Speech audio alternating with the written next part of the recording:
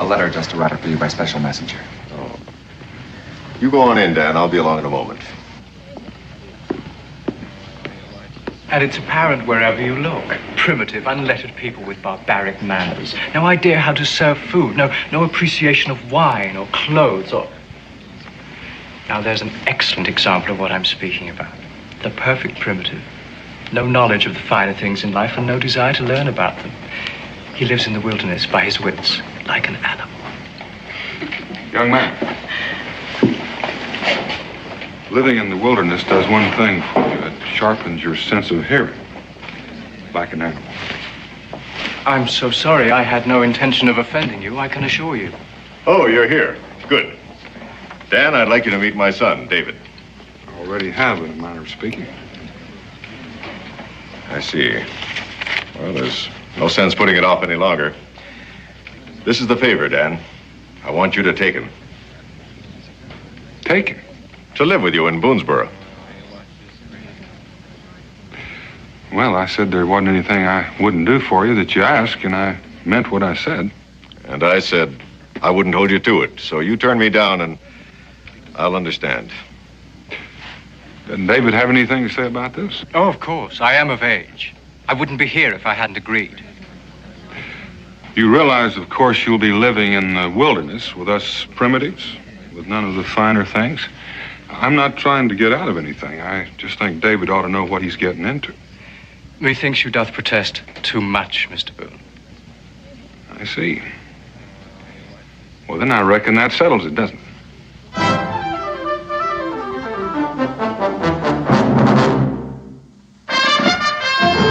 Daniel Boone was a man, yes, a big man, with an eye like an eagle and as tall as a mountain was he. Daniel Boone was a man, yes, a big man. He was brave, he was fearless, and as tough as a mighty old tree. From the coonskin cap on the top of old Dan to the heel of his rawhide shoe, the rippinest, roaringest, fightingest man the frontier ever knew. Daniel Boone was a man, yes, a big man, and he fought for America to make all Americans free. What a Boone wanted to do and what a dream come true was he.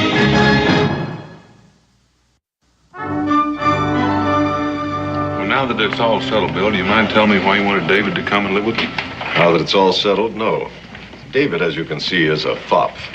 An overeducated dandy who's never had to earn a dollar in his life. Forgive me, Father, but it's not possible to be overeducated. On the contrary, you're the living proof that it's quite possible for a man to spend so much of his time becoming overeducated in useless things that he's had no chance to learn any useful ones. He's never had to raise a blister on his hand or a drop of sweat on his brow from honest labor. You were the one who suggested I go to Europe to get the best education possible. You even chose the school. That's true, but... And I made the most of it. I had no opportunity for honest labor, and I didn't need it then or now. Mr. Boone, in my opinion, this whole idea is a scandalous waste of time, yours and mine. But he has agreed to humor me. Have you any notion in particular of what you want him to learn? Yes. I want him to earn the things he now takes so lightly for granted. I want him to learn what it's like to bend his back over a pick and shovel, to fell trees and cut and shape them for a house, to walk a 60-mile trap line in rain and snow, to shoot his food and skin it for the clothes on his back. I want him to learn what life is all about. Yes, but you see, Father, that is not what my life is going to be about. I don't intend to ignore 12 years of education. I mean to use them. I think your father has a point, David. I think maybe your education could stand a little filling out. There is nothing that cannot be learned from books, Mr. Boone. Well, now, I doubt that. And I don't think you could find any book that says that. Besides, this conversation is quite academic. I have agreed to give up several months just to keep my father happy. Do you think that's long enough, Dan? Well, you can learn a lot in a short time if you want to, and nothing in a long time. I think it's up to David. Oh, no, Mr. Boone, it's up to you. You see, I am just an empty vessel waiting for you to pour some of your precious knowledge into me. I even intend to humor you, within reason.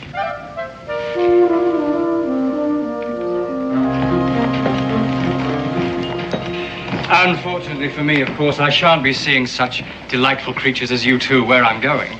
We'll miss you. Don't be gone too long. Well, I'll try very hard. I assure you that I'll Well, he seems ready for the frontier. Seems pretty well set up for a young man who spent the last 12 years living the life of a gentleman. Dan, I don't want you to hold back. Treat him as you would any other young man.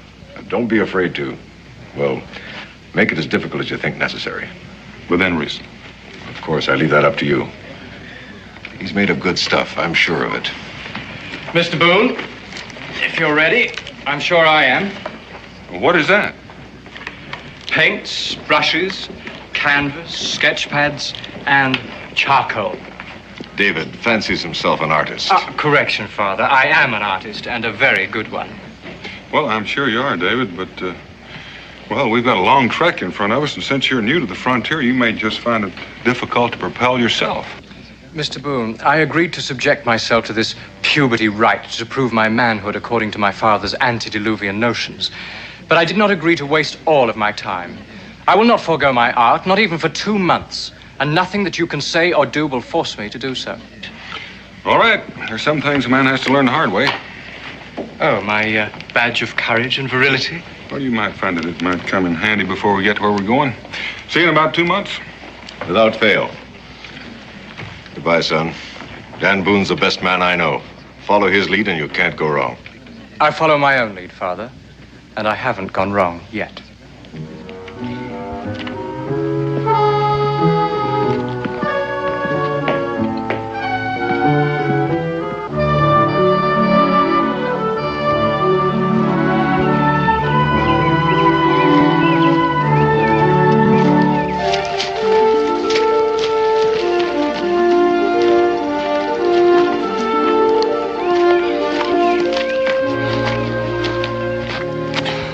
Why are we stopping? Get a chance to catch your breath. Oh, no. We'll carry on until you're ready to rest.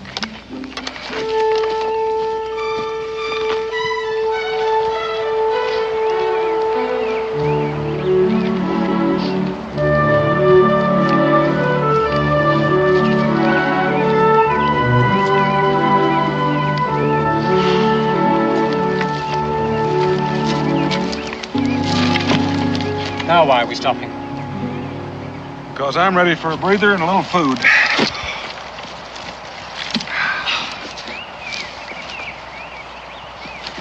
Taking pity on the tenderfoot?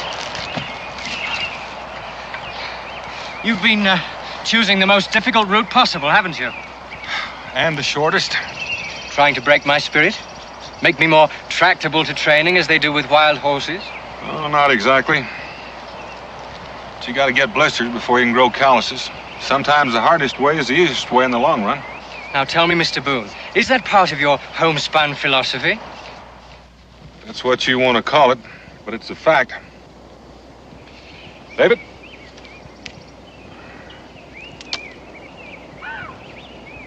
I heard that you pioneers sometimes eat horse meat, but I didn't know you ate the harness too. It's horrible. Well, you may not like it, but it's nourishing. We can't afford to shoot any fresh meat as long as we're in Shawnee country. That's very amusing, Mr. Boone. You know, you needn't try to inflame my imagination with fantasies of all the dangers lurking ahead of me in the wilderness. I've made my commitment to study before the feet of the Aristotle of the frontier, and I intend to live up to it, without any of your childish attempts to frighten me. You sure used a lot of words, David. I'm so sorry. Are you having difficulty following my conversation? No. No, I'm getting the general idea. I sure would hate to have you holler help for me, though, if I was drowning.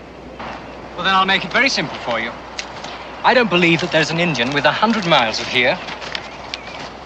Takes in a lot of territory. You'd still have me believe that we're in danger, wouldn't you, Mr. Boone? Well, I'm bored with your childish pretense. I've had enough of it. Well, you're entitled, David. You're pretty good at humoring people, so just for now, why don't you humor me? And let's haul out of here.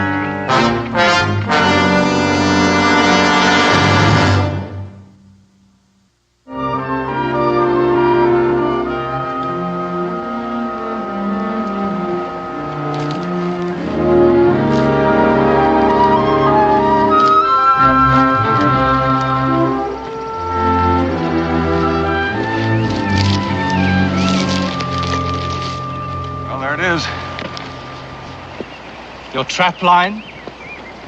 It's been part of every year in that valley. The site of my voyage backward in time, to find the skills made obsolete by the advance of civilization. It's a good thing some of us still know how to trap. Otherwise, how would you civilize folk buy your furs? Touché, Mr. Boone. I admit to being curious, David. About why I agreed to subject myself to this nonsense? Since you seem to feel that way about it. Well, perhaps I don't want to be cut out of my father's will. You see, he's become a very rich man. That had crossed my mind, but I don't think that's the real reason. All right. It's rather simple, really. My father's been very good to me. And although he's a little misguided in this, he means well. Misguided? You think you're smart enough to pass judgment on him? He's still rather a child, isn't he? Is he? Well, now, does a mature man still cling to romantic notions of his youth? Bill Scott is as much a man as I've ever known. And what he remembers and wants for you is an appreciation of life that can only be learned by experience. And speaking of experience, I better teach you how to use that rifle. You see this pine cone? It could save your life.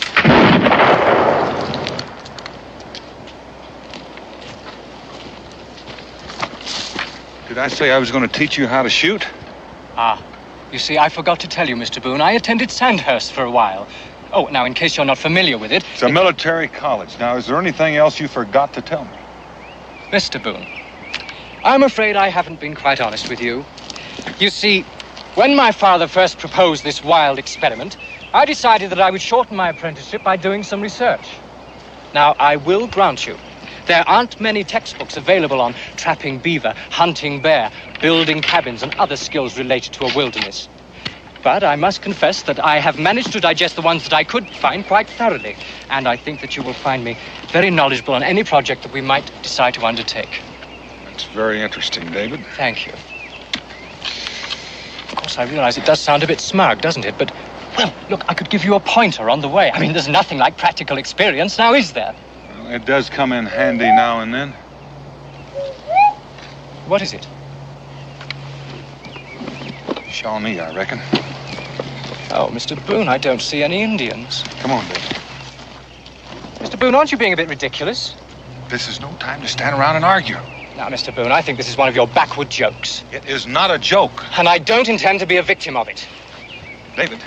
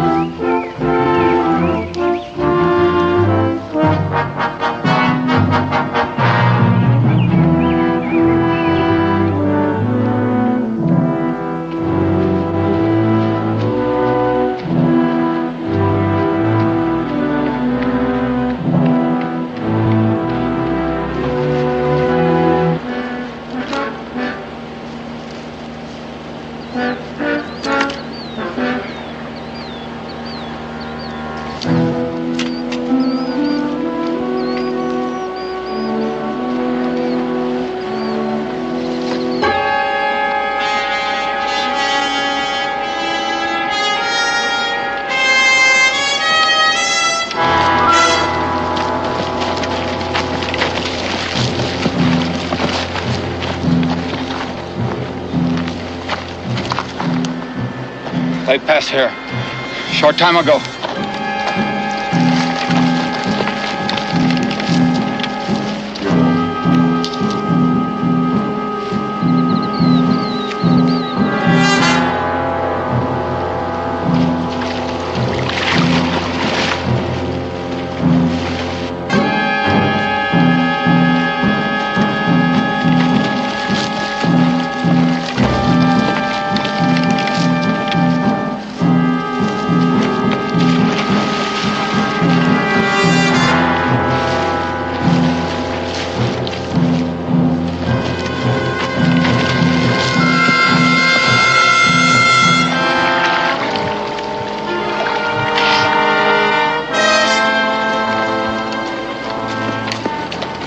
Tracks on the shore? The trail leads to the water. You go downriver, we'll go upriver.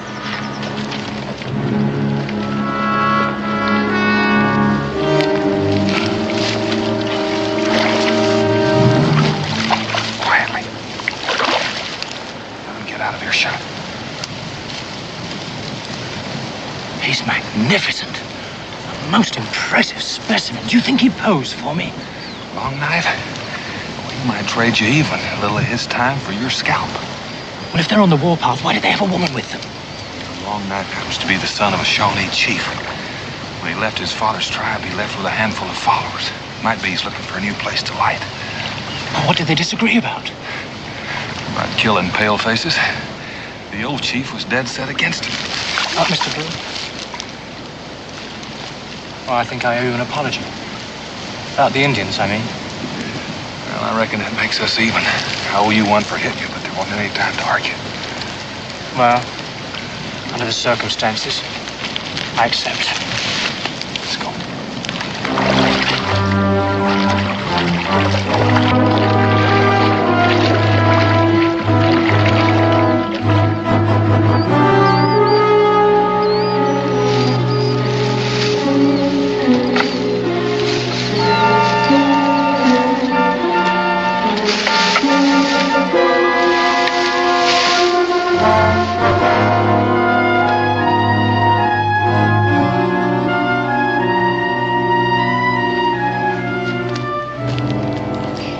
Forgive a rather obvious question, Mr. Boone.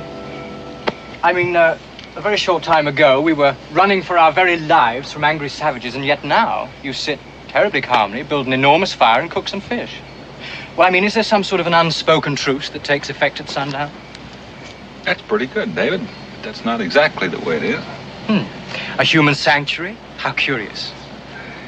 Well, you see, Long Knife's father's a chief, and he owns this land. They had a falling out, and Long Knife swore never to set foot in this territory again. Could you draw me a map of it? Well, not even a good artist could do that. Here, let's see. Thank you.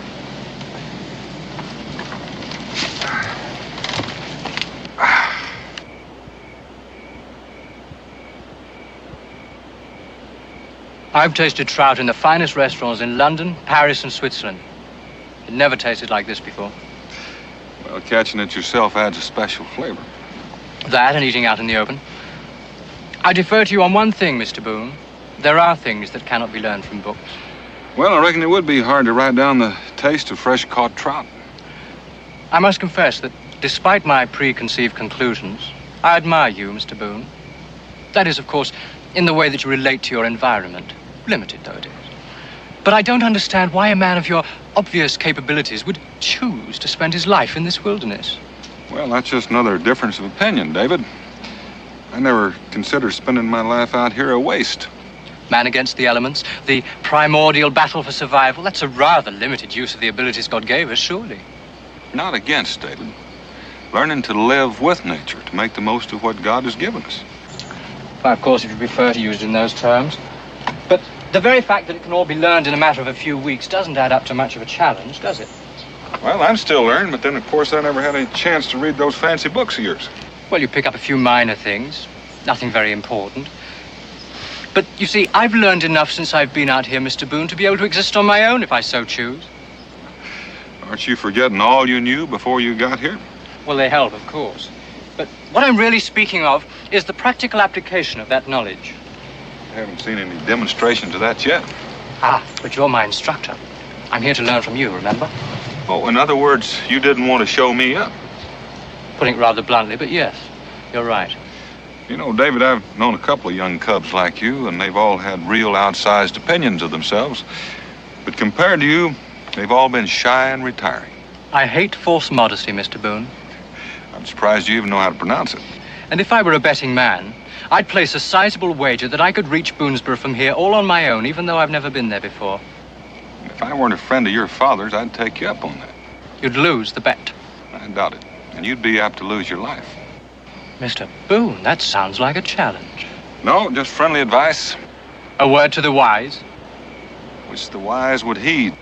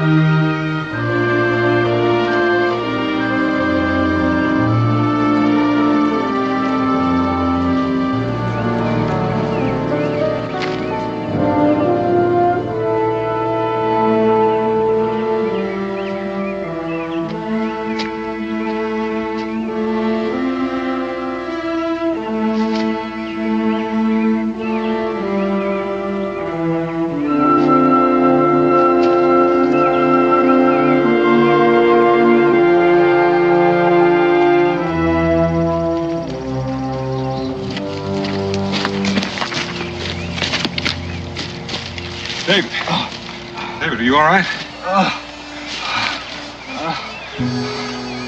Oh, my stomach. I know, you've been poisoned.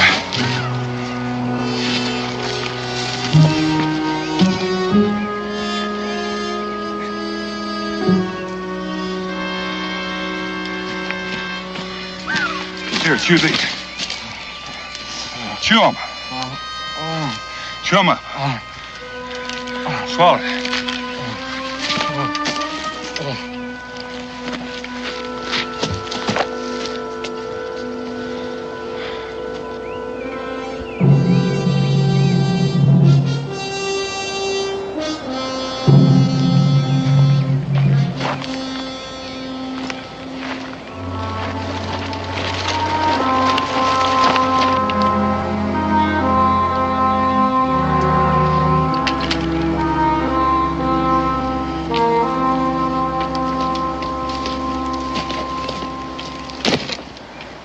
How do you feel? It's all the same to you. I think I'd like to die. Right here. You almost did. Aren't you going to say I told you so? No, I figure you feel bad enough already. We've got to keep moving. Your nighttime navigating took us right back into Long Knife's territory, and he just might have picked up our trail again. Mr. Boone, I don't know how much help I'm going to be, I'm afraid. Well, it doesn't matter. Just don't try using that gun.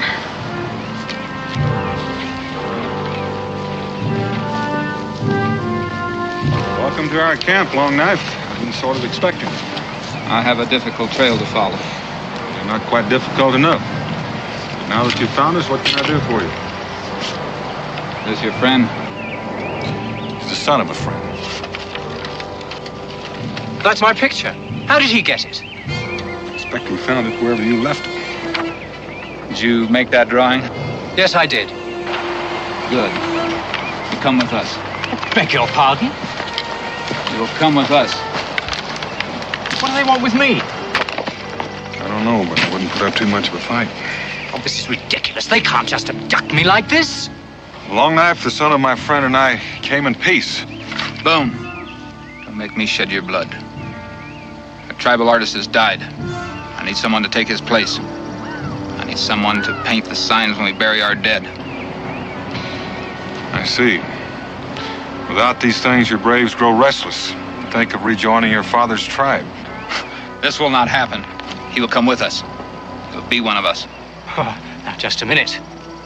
Long Knife, you just can't force a man to become a member of your tribe. We have ways. But I'm responsible for him. I can't let you take him. I've brought a woman who's agreed to be given in trade for the good of our people. I have a woman, Long Knife. You know that. Use her as a slave for the father of this one. She will untie you when the sun goes down. Do not follow, Boone, or you will die. Mr. Boone, you cannot allow this to happen. I don't seem to have much to say about it. Well, contact my father. Perhaps he can... I'll do that. But don't you do anything foolish. Have patience. Do you understand that, David? I think I do.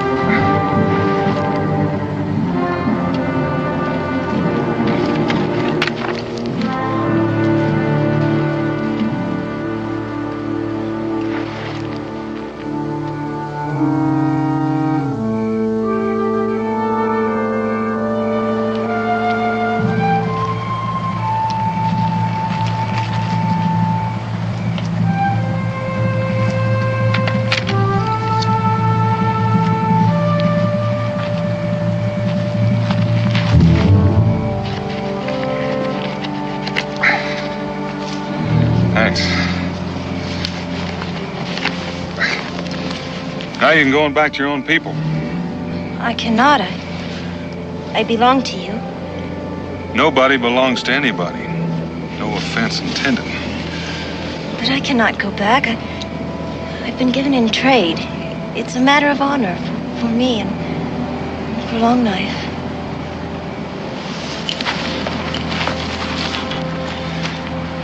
You've got a point. You are my slave. You gotta do what I tell you. Fine. You come along with me.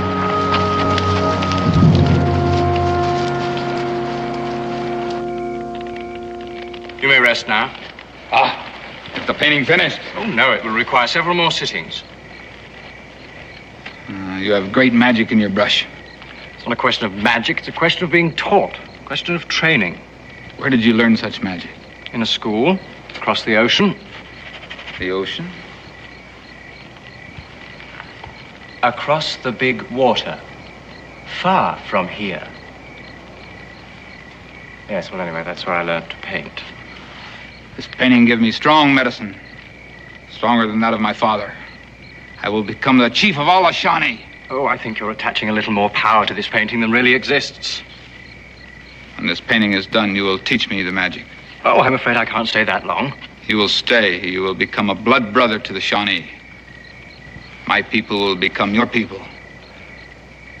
Now, I'm sure you intend that as a great compliment, and I am deeply flattered.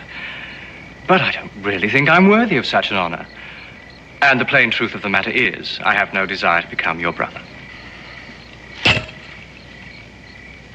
become a Shawnee is a great honor.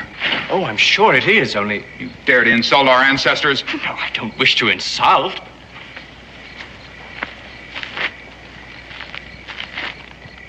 You paint again. Yes.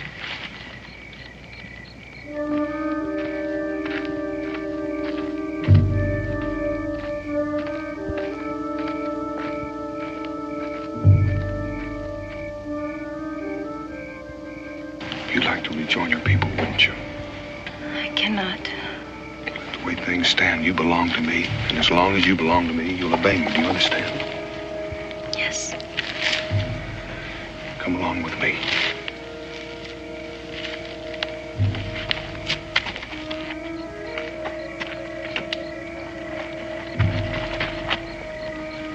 Good. Oh, you're tired of holding that pose? Then we shall finish the painting tomorrow. Now you become one of us. What? Ready for the ceremony. Why don't we just finish the painting?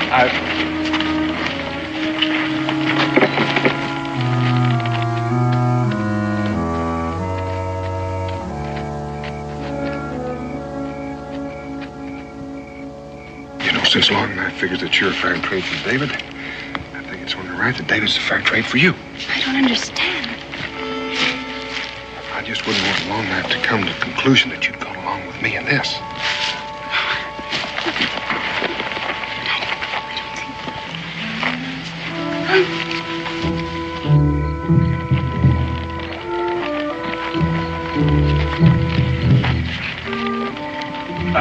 I have read several books about the more common Indian rituals. Am I permitted to ask which one of these I am to be subjected to? Is it the hot knives or the rawhide thongs? You'll learn for yourself.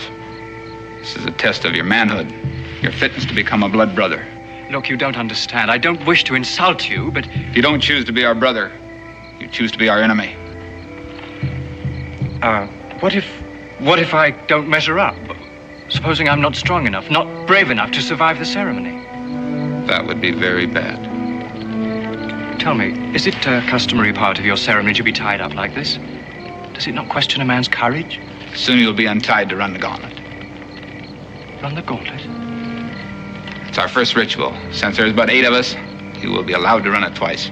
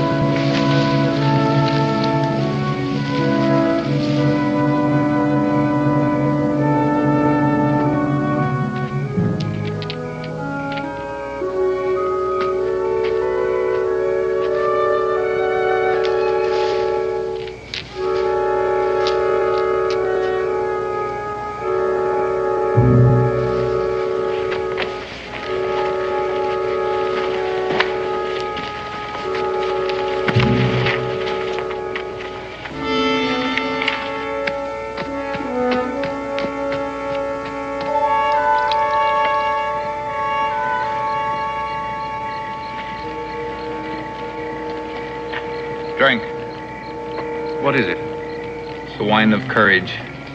Yes, but what's in it? Oh, many things. Many special things. Now drink. Prepare yourself now. The ceremony will begin.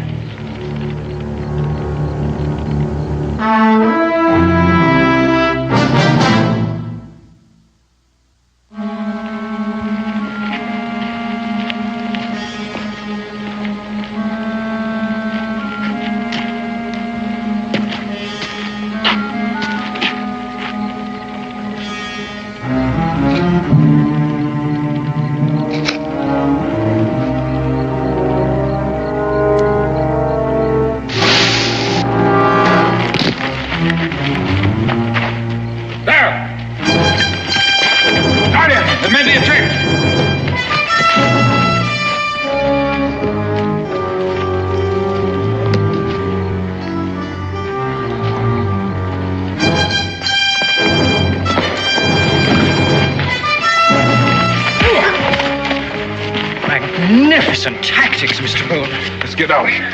Won't they follow us if we run? They'll kill us if we stay here.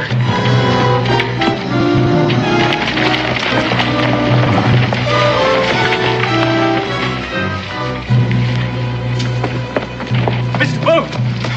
Mr. Boone! Save your breath, run. There's a river just up ahead. Mr. Boone, it's my paints. Your paints? Yes. I left them at Long Night's camp. I must go back for them. Are they worth risking your life for? Well, we can take another route back, but I've got to have them. You don't understand. If they catch you again, they're going to kill you. And what's more important, they're going to kill me, too. Mr. Boone, I'm sorry. I must have my paints. David.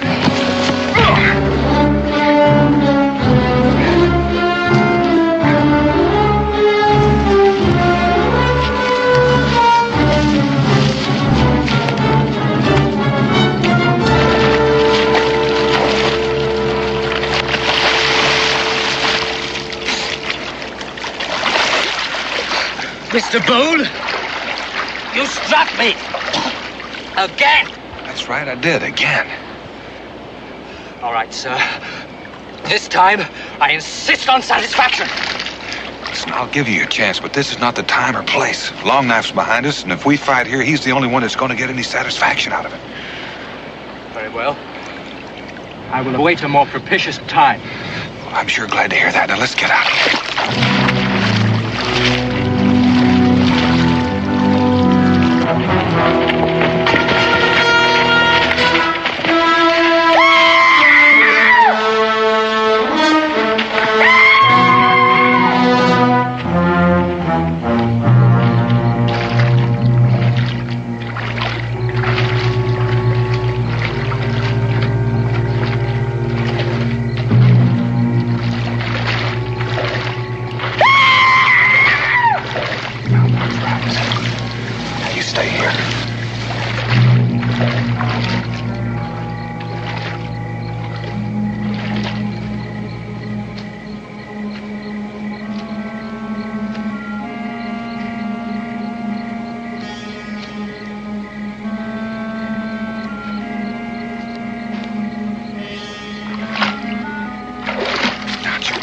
Turn for what? Take a set of tracks up in the grass like I did. Oh, look, why don't I just hide somewhere and perhaps you could lead them away?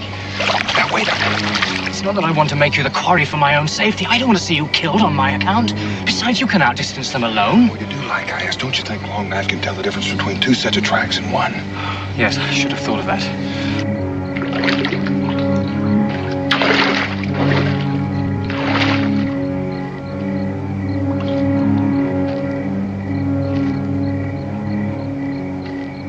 Now step exactly back in your tracks and keep your weight on your heels so it looked like you were going forward. Rather tricky, isn't it? It's very convincing, though. Do you think Long Knife will be taken in by the deception? Better hope so. Come on.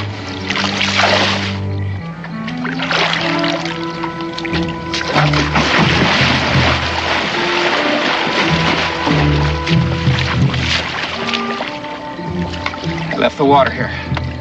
Tracks lead up to the dry grass.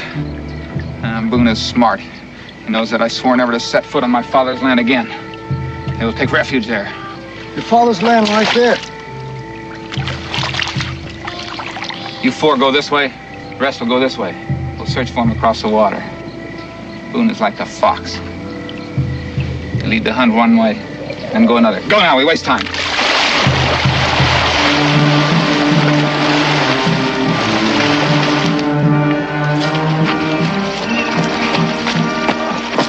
Oh, Mr. Boone.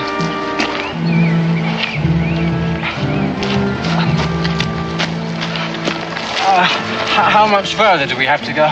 Too far if we're going to travel at this pace. Long Knife's a lot smarter than I gave him credit for. He's following us like a hound after a raccoon.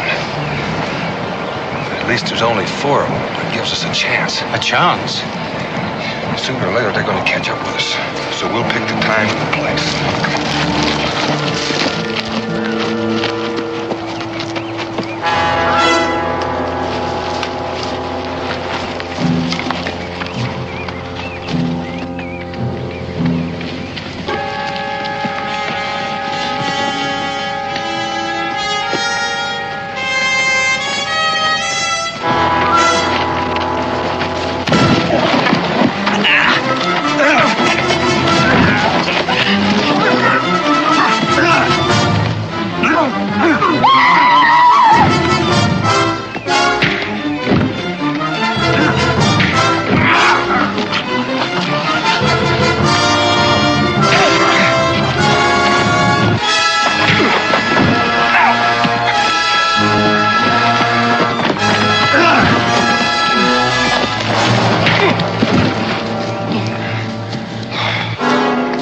Thank you, David, for saving my scalp. Well, that works both ways, doesn't it? Now, if you'll let me have your knife.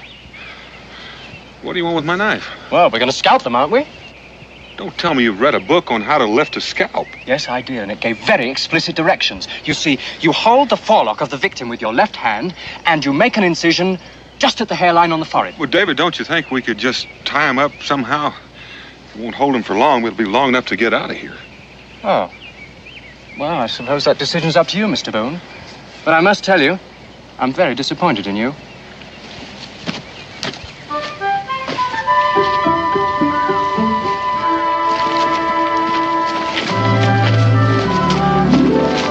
Mr. Boone, aren't we traveling in the wrong direction? Well, we have been for several hours. Why? Well, it's a long way around, but it sure saved our hides. How? Take a look.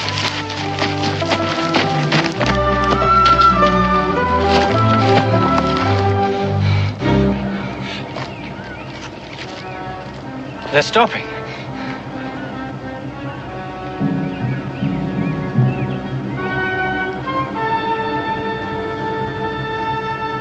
The boundary line. We've made it into neutral territory. Does that mean we're safe? Another day's travel, we ought to be in Boonesboro.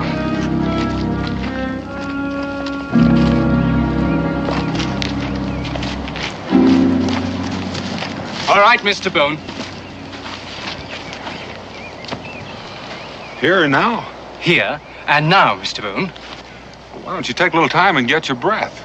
Oh, I am sufficiently recovered, thank you. Besides, it will help to balance the advantage of my obvious youth. I mean to be very fair about this, you see. Oh? What's going to balance my advantage in size? My superior skill. Mr. Boone, I hate to do this, but my code demands satisfaction. I see. Well, what if I tell you I don't know how to fight your style? That's exactly what I'm counting on, Mr. Boone. It's no good trying to talk your way out of it. I insist on teaching you a lesson. Would it make any difference if I told you I don't want to fight you? Well, you were quite willing before when you struck me without warning. Well, you know why I did that, David? Mr. Boone, I have no intention of changing my mind. We will fight until one of us is unable to rise to his feet.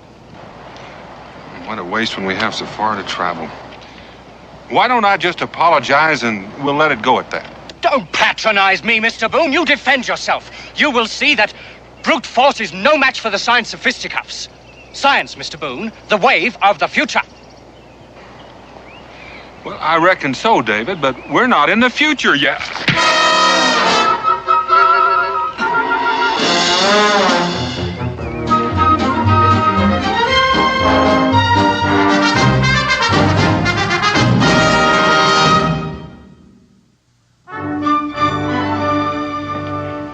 I see David hasn't changed. Oh, you mean the painting? I hoped he'd give up that nonsense, but I suppose it was too much to ask. I spent the better part of 20 years spoiling him. I couldn't expect a few short months to make any difference. You would be expecting too much, wouldn't it? Well, at least I made the effort. Still, it wasn't very fair of me to wish him off on you and Dan. David! Hello, Father. It's good to see you, boy. You look wonderful, son. Well, you look pretty good yourself. And all dressed up in buckskins. That's something I thought I'd never see. Yes, well, I found out that they wear a little better than satins and lace. What are you doing with that bearskin? He shot it. I helped him skin it out. We're going to make a rug for Mom. Father, I'd like you to meet Israel Boone. Pleasure to meet you, sir. How do you do, Israel? Me and David are hunting partners. Bill. Dan, you've done a wonderful job with him. Thank you. There's nothing to thank me for. David saved Pa's life, too. Fighting with the Indians. He saved your life? That's right. Where's your luggage? Oh, it's at the tavern. Well, nonsense. You're going to stay here with us. Nothing I'd like better, Dan, but I have to be on board a ship for Boston in a week. How soon can you be ready to leave, son? Well, Father, I hate to leave a job half finished. A job? We're building a cabin.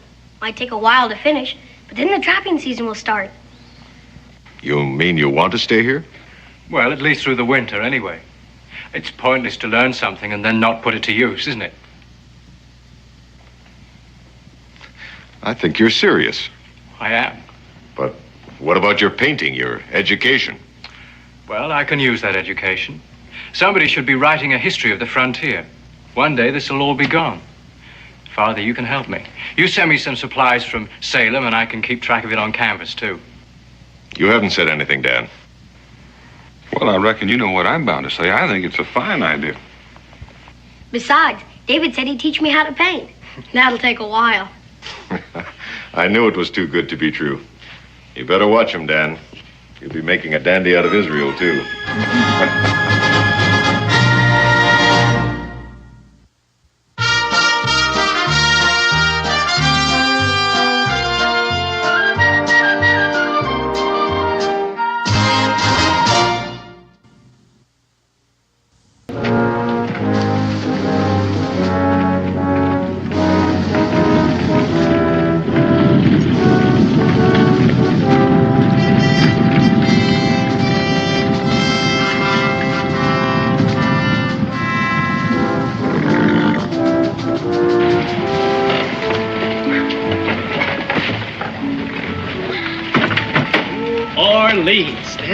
This town's got a name with a dance in it. Business, Mason. We're here on business.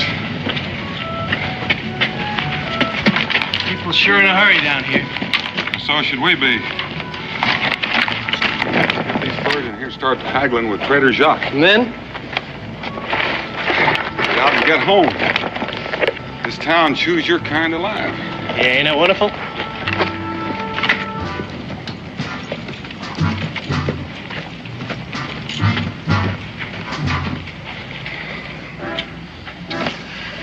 Countess de Rochambeau, the biggest prize in New Orleans, and you let us slip through your fingers. Oh, no, wait a minute, Citizen Boucher.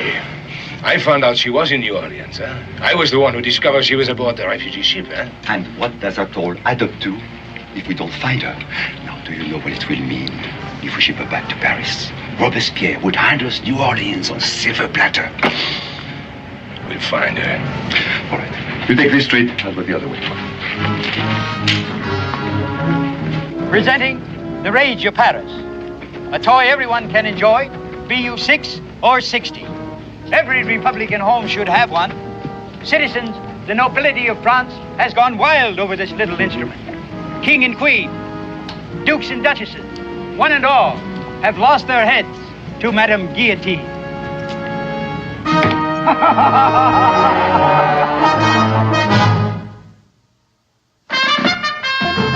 Daniel Boone was a man, yes, a big man, with an eye like an eagle and as tall as a mountain was he.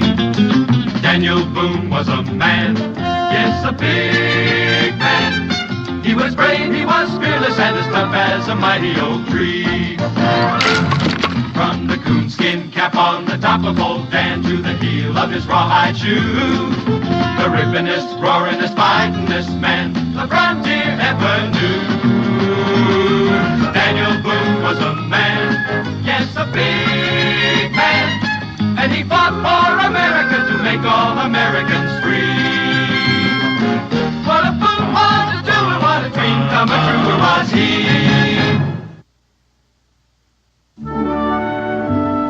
Only from Boone country does one find furs like that. Ah, it's magnificent. Get to it, Pelletier. How much? Oh, these are very disturbing times, Daniel. Mason, get ready for a terrible tale of woe. What is a businessman to do in this terrible situation? Who came first to New Orleans? The French, eh? All right, New Orleans is French. Then one day they have a war in Europe. And we wake up one morning, and New Orleans is Spanish. Frere Jacques, tale of woe, tale of woe. Make your story briefer. How much for the beaver? And off we'll go, off we'll go. Well, hey, how can one do business in such a state of confusion? I got a solution for the whole affair. Oh? Someone ought to arrange another war between Spain and France, and this time the loser gets New Orleans. And now what is going on? The revolution is going on in France. So if we are French, which French are we? Now tell me that. Daniel, are all traitors alike? Why, he's as long-winded as Cincinnatus. We're listening, John. 120 Spanish dollars. 150. 30. 140. 35. Eh? Jacques, you're some kind of skinflint, but you got yourself a deal.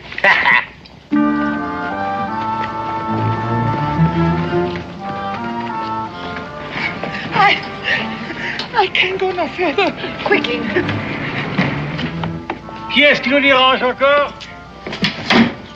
Can I help you, sister? No, don't let us disturb you. We'll just look around. Come, sister. Well, Jacques, we're going to need some supplies. Need a couple of bags of flour, bag of beans, sides of bacon, lead for shot, powder. You be want anything, Mason? Just sweet Sylvia here, if we can afford it. Add it in. I'll be hitting the trail, eating bacon and beans, never tasting the sweets of New Orleans.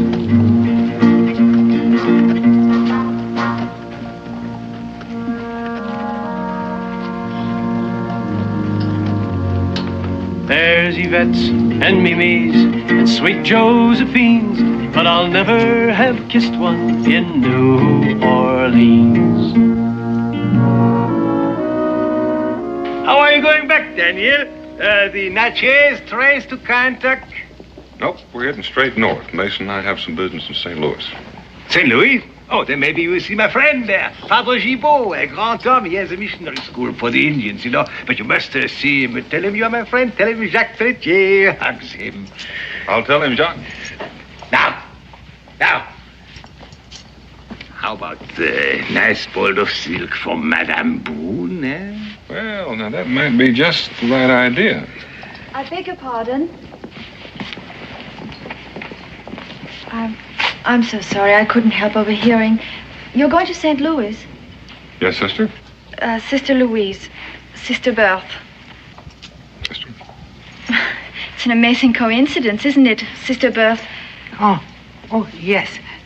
What? Oh, this gentleman is going to St. Louis and will be visiting Father Gibault. We've just arrived from France to join Father Gibault to teach in the missionary school. Oh, that's a fine idea. We're thrilled, aren't we, Berthe? Oh, thrilled. But we have a problem. We can't find transportation. Would you take us with you, Monsieur Boone. Boone? Enchanté, Monsieur Boone. I'm Mason Pruitt. You have a very lovely voice, Monsieur Pruitt. Thank you, ma'am. Please, we won't be in the way. We're very good travelers, aren't we, Sister Berthe? Oh, very good travelers. Well, I'm sorry, sister. We'd like to be of service, but I'm afraid we can't manage it. But why not? We're not afraid. We travel in the armor of the Lord. Well, why don't you wait for an escort going north, soldier escort? There is no such party, and there are no soldiers. Sister, the trail is raw country. Now, you'd be much safer to book passage to Philadelphia or even New York and head west from there. That'd be the best advice I could give you. Mason, you and I better pack up and head out of here. Daniel, couldn't we wait a day or so? No, sir. Not one more hour than we have to. Well, maybe we could help the sisters find an escort going north. Well, maybe Jacques would know more about that than we do. Oh, no, I wouldn't know, no. Well, at any rate, it's been very pleasant visiting with you, and I wish you both a lot of luck. And I'm very sorry we couldn't be of service to you. We have had a very tiring time. Sister, I'd like you to tell me something. I know where you say you're headed for, but will you tell me what you're hiding from? Why do you ask that? Oh, I've done a lot of hunting. I just got a way of sensing things. And a vivid imagination. Obviously, we'll have to look elsewhere for help, sister. Oh, I'm not a bloomin' hero, this I must confess. But I never turned away from a lady in distress.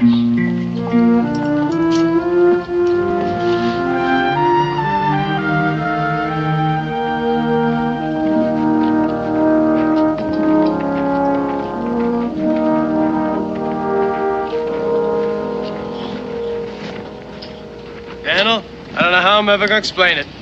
Explain what? Coming all the way down here to New Orleans and not taking in the sights? Well, I don't like what's going on. Daniel Boone, a little nervous about a revolution? It seems to me you done your fair share on your own. Well, ours was a little different. We managed without terror and the threat of the guillotine.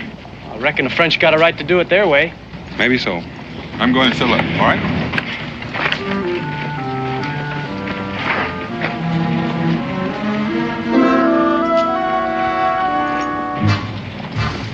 Citizen!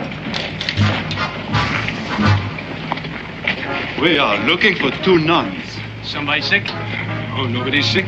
Well, spiritual matter. Need guidance. Now, it's good to meet 2 pious men. We asked if you had seen 2 nuns. Recently? Did you or didn't you? Well, you're gonna have to supply me with more details. Was they thin, stout, young, old? One was young, one old. Well? Well, now, that's a combination. That's a little more difficult. Let me think here. No. But just a minute. I did see 2 nuns down by the square. But they was thin and stout. You was looking for young and old? What'd they want? Religious guidance. You're a fine one to ask. Sister, your armor's showing. Well, you're going to have a long, hard trail to travel. Well, we got good company. Company? Sweet Sylvia. Get up there. I'll be hitting the road, eating bacon and beans. Never tasting the sweets of New Orleans.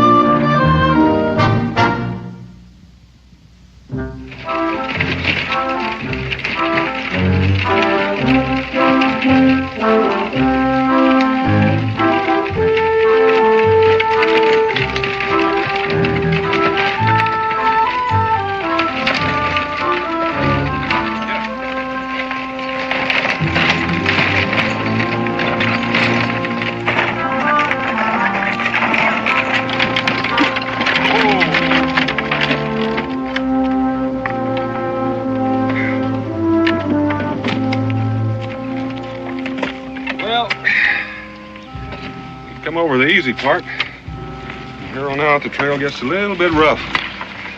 We might as well try to make another mile or 2 before we make camp. Instead, up ahead, the ruts are so deep the Indians use them for bear traps. A man and his horse fell into one of them a few years back and haven't been heard of since. You pulling my leg, Daniel? I wouldn't think of it, Mason, but keep a sharp eye. We can't afford to lose what's in here. I'll do that. And Mason, while we pass under these trees, keep your eyes peeled, because snakes have a bad habit of dropping down from the branches. And as long as we're stopped, maybe you'd like to invite your guests to get out and stretch their legs.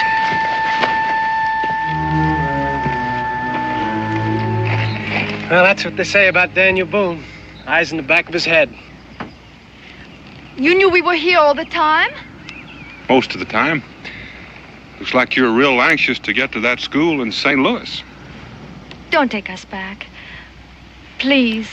Please, monsieur. Well, believe me, sister, it'd be for your own good. You've seen what the trail is like, and it's the truth. What's up in front is rougher than what was behind. Oh, Monsieur Boone, it is so important for us to reach St. Louis.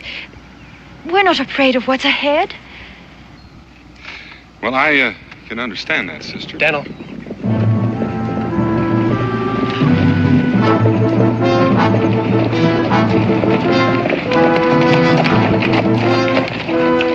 Well, look at this.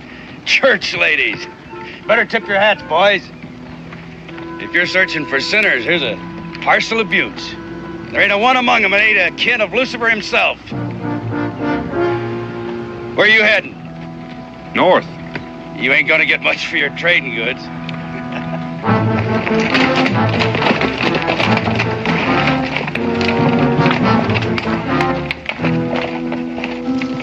Why didn't you send us back with them, Monsieur Boone? Well, to tell the truth, sister, I'd rather have the Lord on my side than on theirs.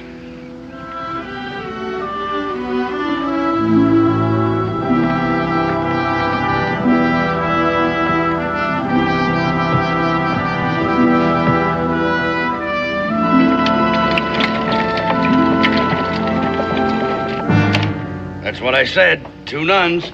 And all their, whatever you call it, big black dresses, black head pieces, looking like big blackbirds. They'll scare 5 years' growth out of the first bear they meet, that's for sure. How far up the trail did you see them? Oh, maybe 15, 20 miles. They're with a couple of trappers. Your men still with you, Horn? All right, get some supplies. I want to leave within the hour.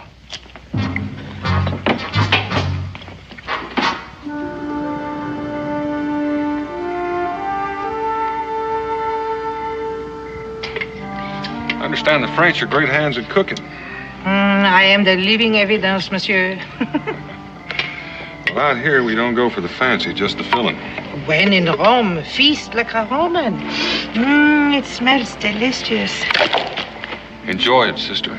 Might be the last hot meal you get for quite a while. Merci. Pardon.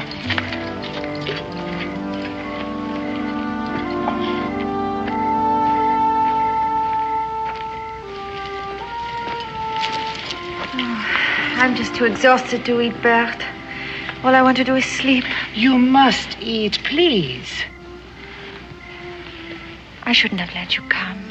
They gave you in my charge as an infant. We have never been parted. Who knows what's ahead? It could not be worse than what we have left behind. Now, please, you must eat something. You know, it's a funny thing, Daniel. The way the older one looks after the younger. It seems to me like it'd be the other way around. Yeah, I've been thinking, Mason. You know, when you come into new country and you run across signs that don't make sense, it makes you a little curious. I'd just as soon know that the trail behind us is clear. So I want you to backtrack and take a little look-see. Tonight? Oh, first thing in the morning. Want you see if they're all right. All right.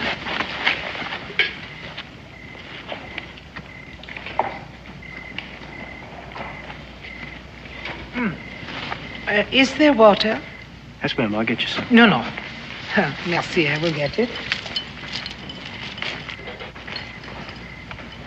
Tired? Yes, it's rough country. It's a land like no other on earth. Wild beauty. Raw as a thunderstorm. Savage. Do you appreciate it, Monsieur Pruitt? Well, Kentucky's my land. Is it like this? Oh, yeah. Squeeze out the water and pile up some hills and open the meadows. Maybe plant some corn and paint in a little clover. You got yourself a fair copy. But still lacking. What? Friends. No place is much without friends, you know. Oh, I'm sorry, ma'am. I didn't mean to make you upset. Well, it's just I don't know much about sisters, and I reckon where you come from, you left a lot of friends, and... Well, don't you worry, sister. Where you're going, you'll have a lot of new friends, Indians, and the... Oh, please.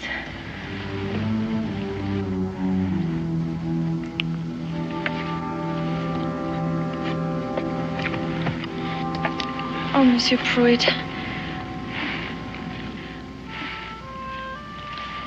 haven't thanked you enough. You're a very kind man. Excuse me, ma'am.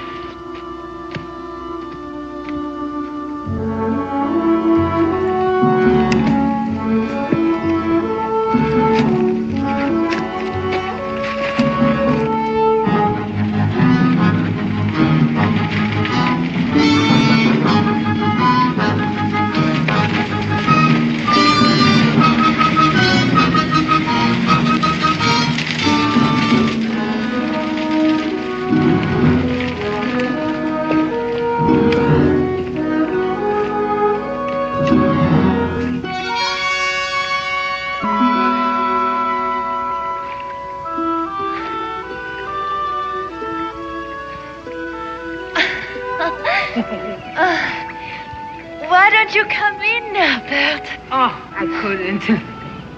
You always loved to swim back home. Remember the little glen on my father's estate? The willows and the big oaks and the swan. And the time you were chased by a swan right out of the water into the meadow. And father came riding by with a company of hunters, and you were... Louise! Not a stitch on your back. Into the rose bushes, into the thorns.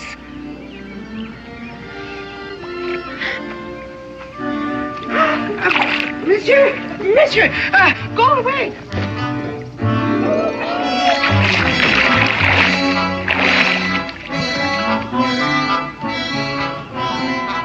Louise!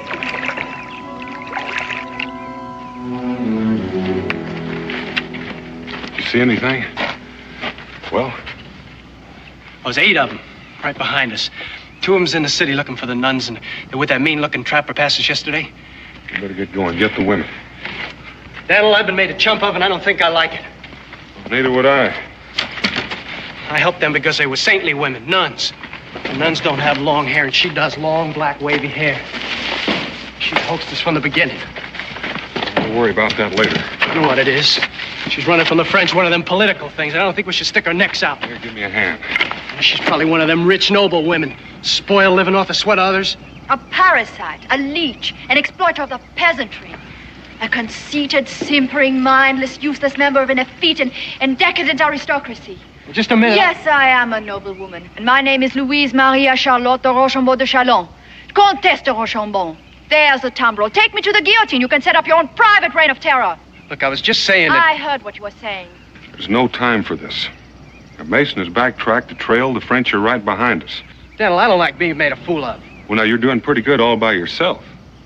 Now, let's empty this wagon. We'll take just what we can carry. The rest we'll put in the bushes. We can't stick to the trail.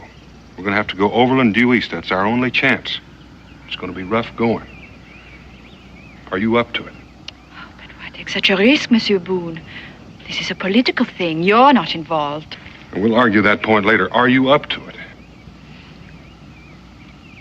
You lead the way. We got what we need? Yeah.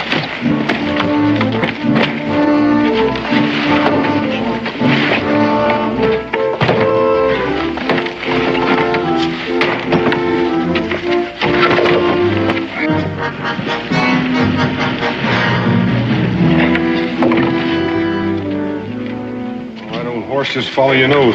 Get out! Help! Get out!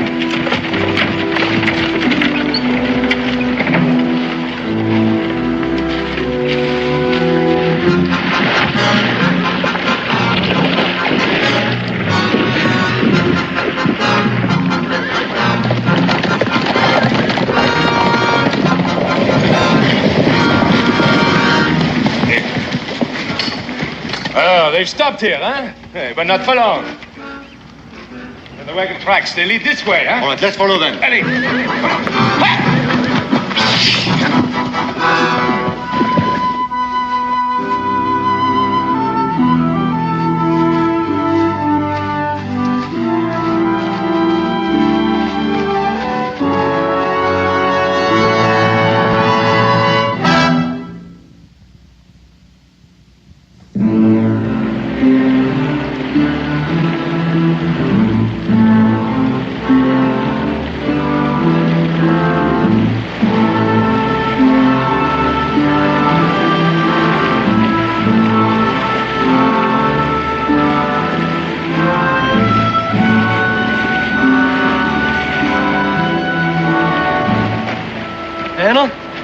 on ahead. I'll cover up these tracks and go on lay down a false trail.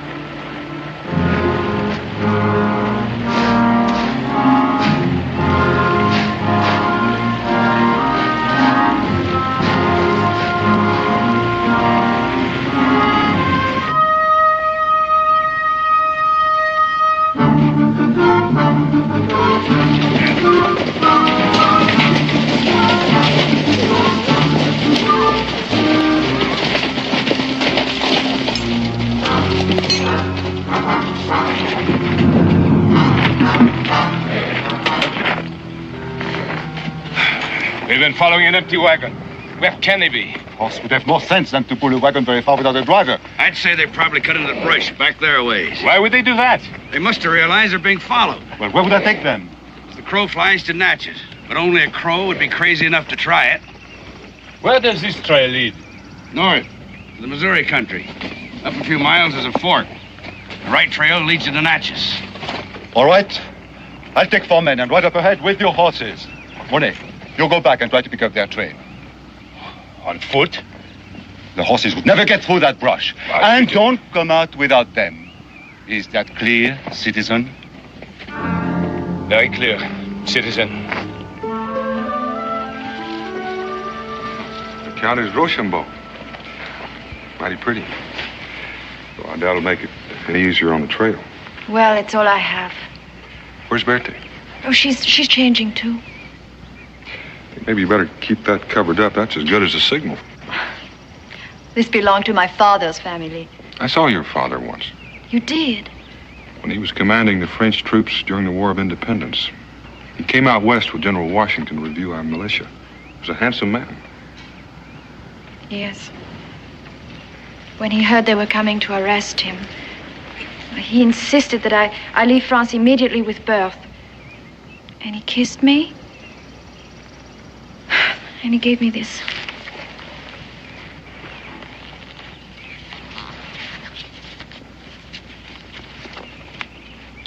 Continental Congress of the United States, Monsieur le Count de Rochambeau. In view of your extraordinary service to our people, the Continental Congress of the United States offers you their immense gratitude. We cannot hope to repay in kind the debt we owe you. Our most fervent wish is for you to consider our country yours and to someday welcome you and your family. What will they do to him? I don't know. But wherever he is, I'm sure he's not worried about himself. Just about you.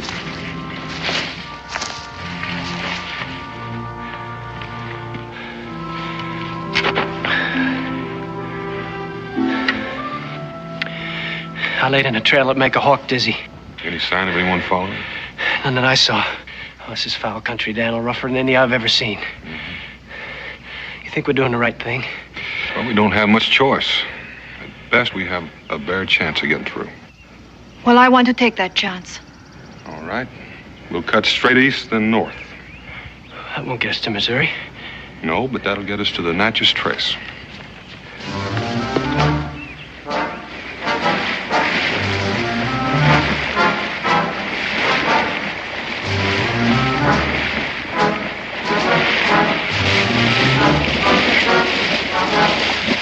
This way, huh?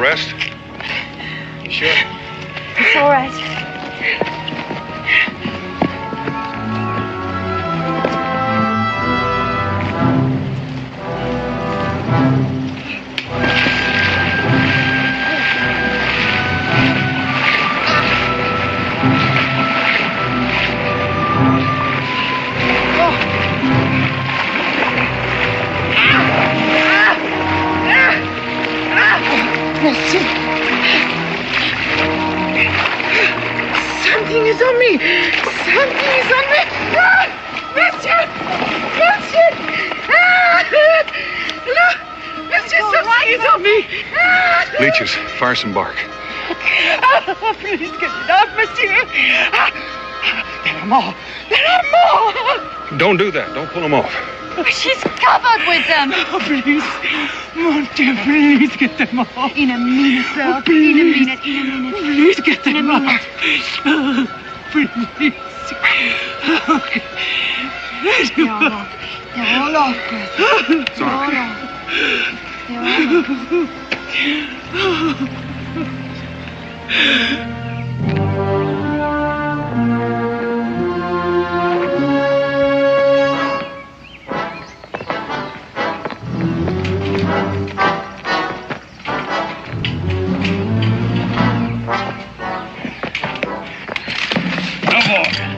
No further. There's no trail here. Nobody's been here. You will follow where I go. You don't know where you're going. This is a blind trail.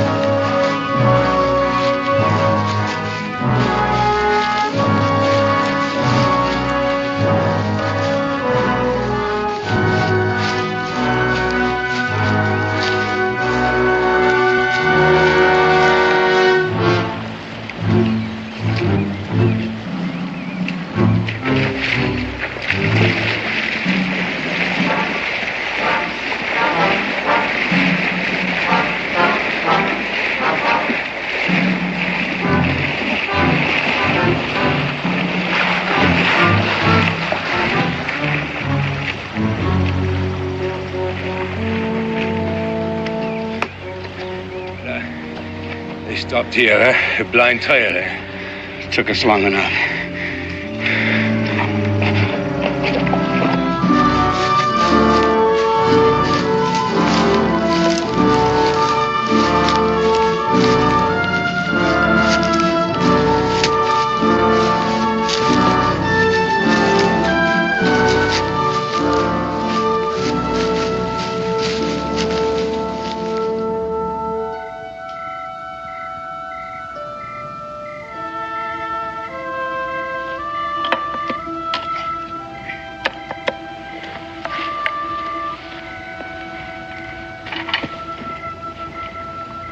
Countess?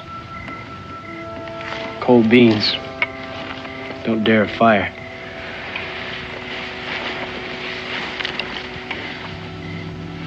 Well, they do a lot better than they taste. Oh, Monsieur Pruitt. I'm sorry for being so weak. Oh, I know you're no frontier gal. Out here, they work hard and shoot a rifle like a man and... I'm not unused to guns, Monsieur Pruitt. In hunting circles, I was known as a fair shot. After all, I used to practice on peasant babies. We'd line them up in a row and bam, bam, bam. I'd like to say something. That is with the Countess's permission, of course. You may speak. You know how a man and a woman act to one another? Well, it's a funny thing. That's so? Yeah, well, it's not like one man to another. You can say one thing and mean another, and there's no harm done. But when a woman fakes a man, well, that's like taking a needle and just stabbing him with it. Causing great pain. And suffering. And the result is a man just gets mad and forgets his good sense, and he says things he don't mean, stupid things. Do you know what I think? I think you're trying to say you're sorry, Mason. I reckon you're right. Now, Daniel told me about your pa.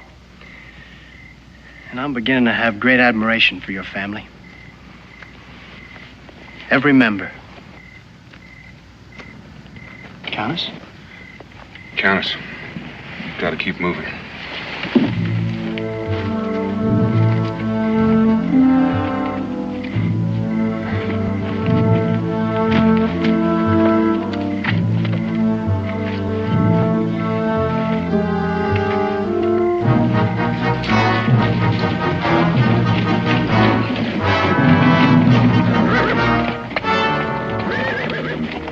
This must be the Natchez trace coming in from the east. If they are headed for Natchez, they'll have to come this way. We'll set up camp right away.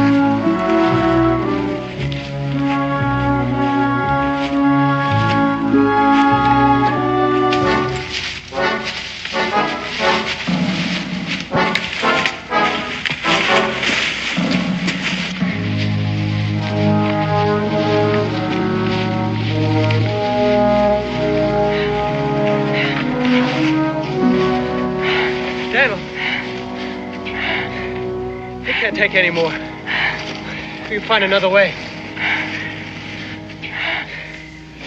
Why don't you stay here with them and let them rest? I'll be back.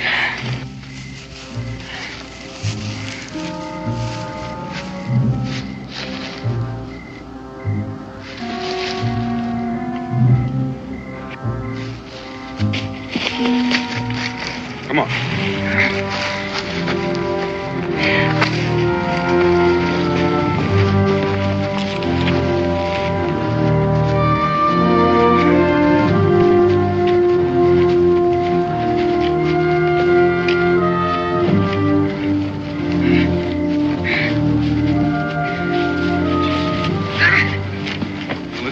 Looking for a Natchez trace.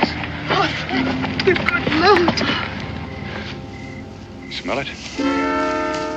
Fire. Better have a look. Let's get these ladies back in the brush. Maybe just some other travelers. Well, it could be, but on the Natchez trace, you look before you leap. Daniel, let me go. I'd feel a lot better if you stayed with the ladies. All right, Mason.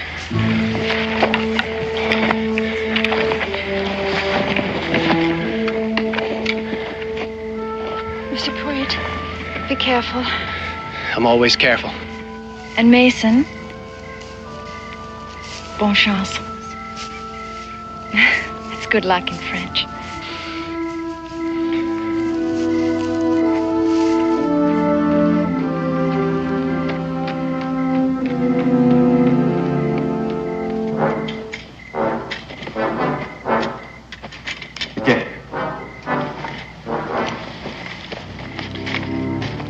Tell the men to be alert and stay away, do you hear?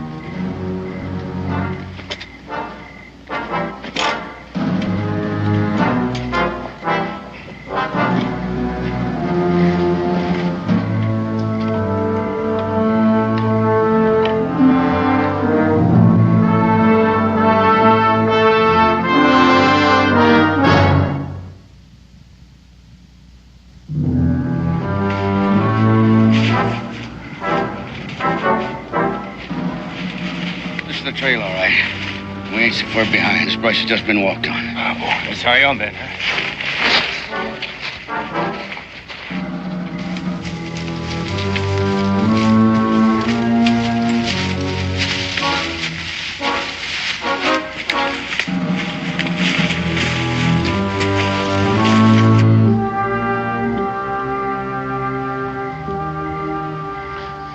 I suppose you'll head directly east once we get to Natchez.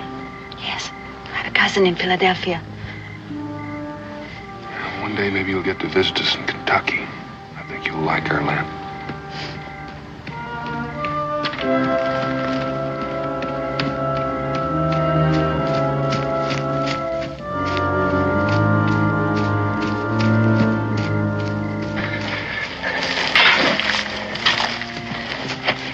What'd you find? The Frenchmen, they're up ahead. But how did they? They must have taken the northern trail up, cut across due east of the trace to head us off. Is there some other way to get to Natchez without traveling the trace? It's that way, but there's no settlement for hundreds of miles. Well, it seems I'll not see Kentucky after all.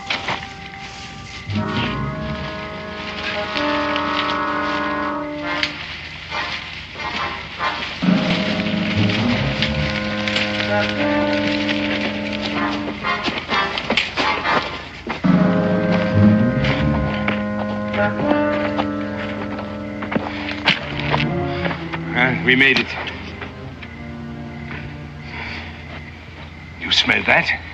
Sure, I smell it. It's a campfire. All right. Come on, we go. We'll take them by surprise. What makes you so sure it's them? From what we've seen, I'd say they're too smart to build a fire. More than likely it's your friend Boucher. Well, the more reason then, huh? You want to get your horses back, don't you? There'll be a time for that. Right now, let's talk about money.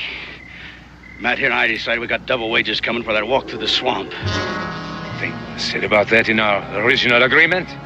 Nothing was said about a trip through country like that either. All right, you'll get your money when we have the contest. Follow me.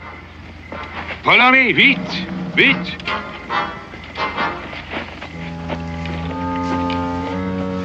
Damn him.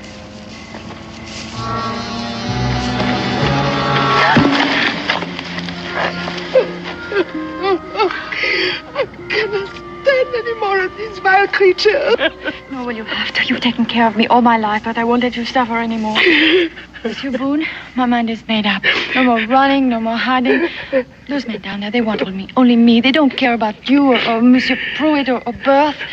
I'll give myself to them, then there won't be any more trouble. Countess, you may have just solved our problem. Daniel, you gone plumb out of your mind? You can't let her go. I'm not going to let her go. You're going to take her. What? You got a pistol, Mason? Yeah, in my pack. This could be a little bit like horse trading. What a horse has got to do with it? Nothing. It's a trading part that counts. You could have passed them in the dark. Well, the only way open is to the south, back to New Orleans. Unless they take to the brush again. But from what you told me, I doubt if they have strength enough to do that. Or if they have, they can't have traveled far. Etienne? All right, men, on your feet. Ain't you even going to give us time to eat? Not when the end of our search is so near. Get your horses. That won't be necessary, Mr. Boucher. Have me at a disadvantage, monsieur. You know my name, but I don't know who you are. Let's just say I'm a man who has some merchandise you want. He's one of the trappers I was telling you about. Oh, the royal guide. You led us on a merry chase, monsieur. Take his gun, Monet. Just a minute. I think we have a little bargaining to do. Oh. I admire your audacity, monsieur. But how can you suggest a bargain when there happen to be 8 of us and only 1 of you? I figure that Countess Rochambeau is worth more alive to you than dead. Granted. As I say, we have a little bargaining to do. She's not dead, Boucher. We would have found her on the trail. You hear, monsieur? Or are you suggesting that she might have met with an accident? She hasn't met with one yet, but she might meet with one any minute now. Mason!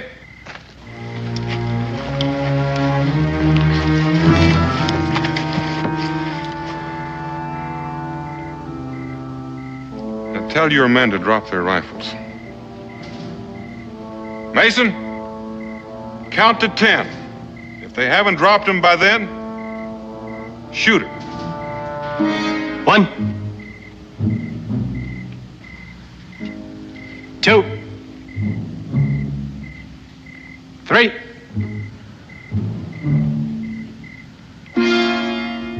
4, An excellent bluff, monsieur. But I doubt that the gun is loaded. Mason, keep count. 5, 6, 7, 8, 9. All right, men. Drop the guns.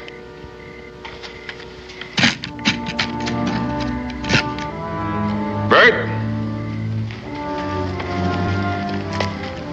Get their rifles. So, what have you accomplished, friend? You cannot kill all 8 of us. No matter where you go, we will follow you. You there. Boucher promised to pay you for finding the Countess. Where's the money? Here? Are you mad? Of course not. He's gonna pay us when we get back to New Orleans. How's he gonna pay you? What do you mean? Is he gonna pay you in gold? Gold? Who has gold these days? They'll be getting French francs, of course. Paper.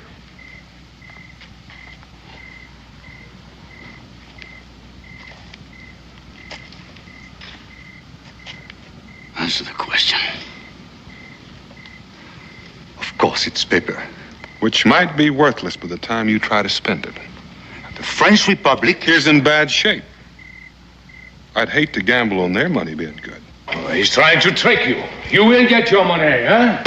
And it will not be worthless. What has he got to offer you? Here.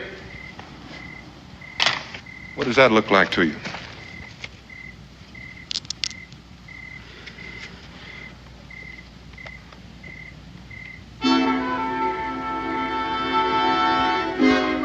Matt?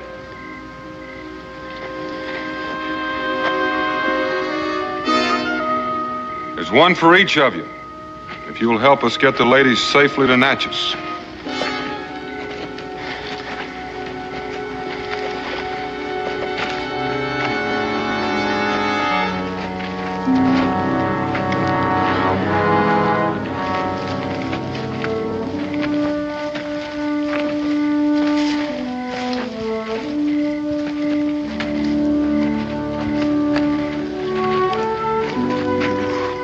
You'll pay for this. How? With paper francs?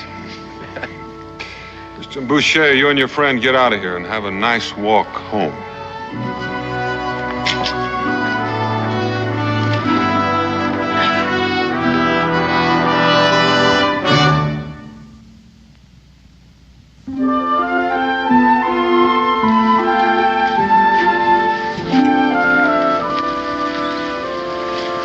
This is the first time in months I can take a breath without it catching in my throat. That's the best I could find this time of year. Oh, they're beautiful. Well, hardly makes up for that diamond necklace. A small price to pay for freedom.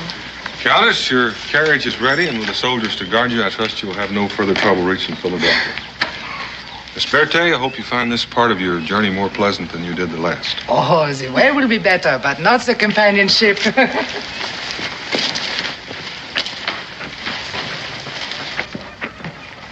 Merci, monsieur. How can we ever thank you, Monsieur Boone? Well, Countess, I'll tell you. Come to Kentucky. Oh, we will someday. I will never forget you, Monsieur Mason Pruitt. Countess, I'd like to thank you for the guitar and bonne chance. Bravo, Monsieur Pruitt. Adieu. Adieu. Goodbye.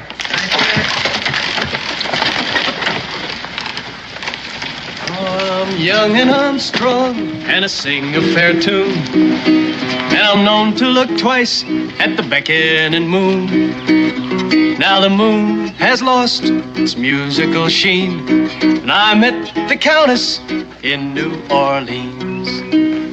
Well, she didn't bust out laughing or nothing. What are you talking about? Well, I reckon I'm as good at hand kissing as any old duke. And Philadelphia ain't so far away. There's Mimi's, Yvette's, and sweet Josephine's, and I met the best one in New Orleans.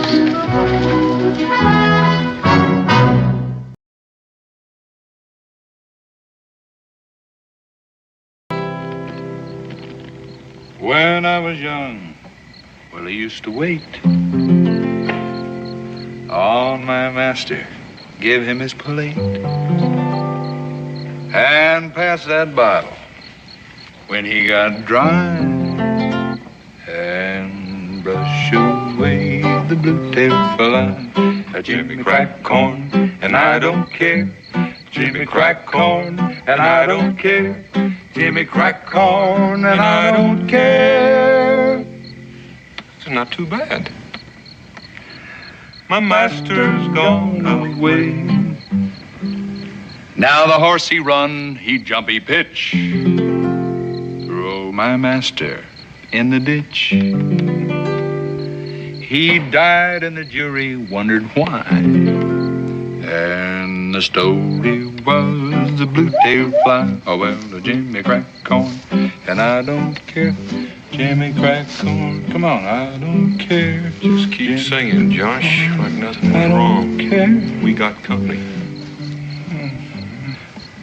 How many of them do you think there'd be? Well, I don't know, and I don't know where they are, but you just keep on singing while I try to locate them. Would you scoot my rifle a little closer to me?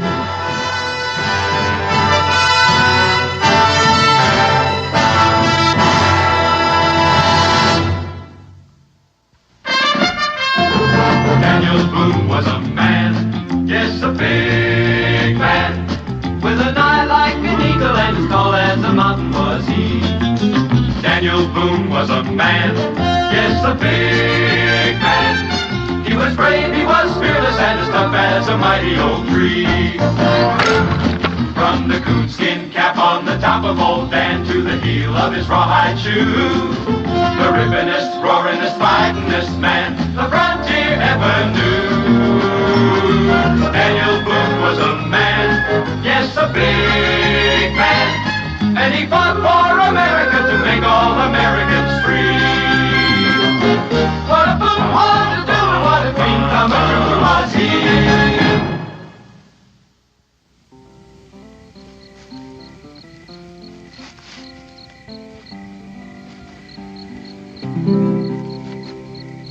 They say music has charm to soothe the savage beast.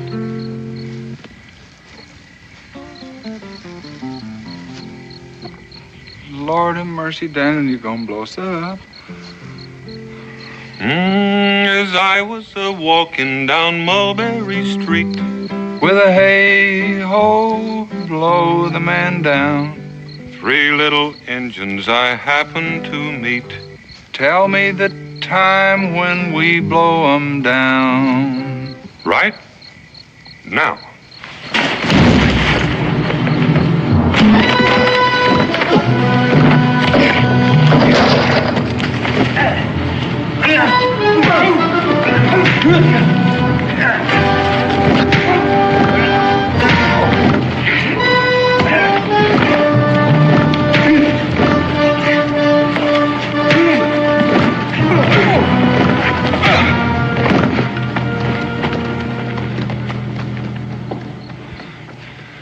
Would you mind telling me what that was all about? I reckon there's 3 young bucks trying to count coup on us. Oh, boy, they sure counted a coup on me. I wish you'd look at that guitar. I reckon you can hang a feather on it and keep it as a souvenir. This close to home, now I gotta turn around and make a side trip to Ford's Run. Ford's Run? Well, if you can think of another decent place where I can get a guitar, I'd like to hear about it. See that mark?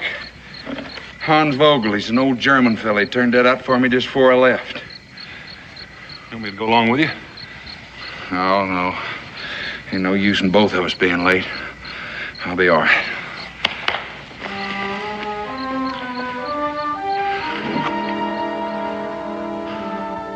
Who did you say? Hans Vogel. Question whether he's got one of these already built or he's gonna make one. And 2, while I'm here and you're so itchy to know, I thought I might look in on Andy Wharton. He's an old friend.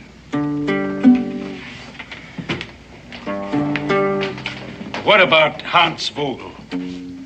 He an old friend, too? Well, I'll tell you. He not only made me one of these, but he taught me how to tune it, which is something he should have showed you. And then he taught me how to play it. Then he gave it to me as a gift. Does that answer your question? How was it you was able to understand him? What do you mean? Well, I mean all them funny noises coming out of that square head. Eins, zwei, bitte. Now, I say if a man can't talk the language any better than that, he ought to shut up. Or go back where he come from now, wouldn't you say that?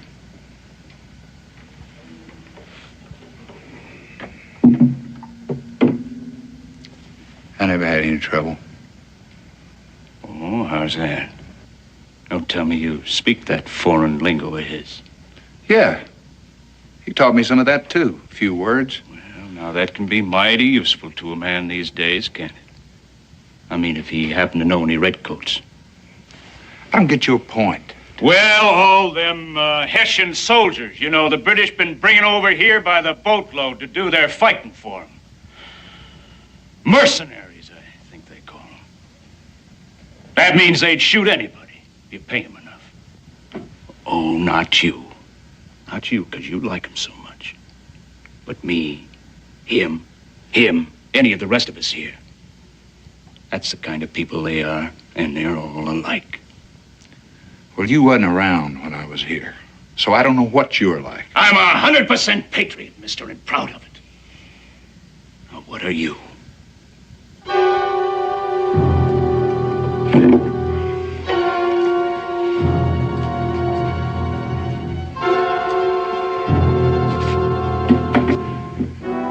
I was going to say, Mr. Vogel was around when I was here.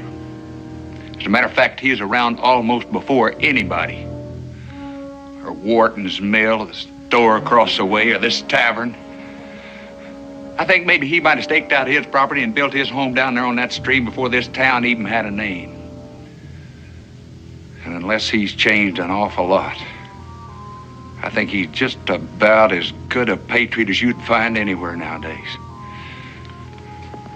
Oh? Well, there's just one thing.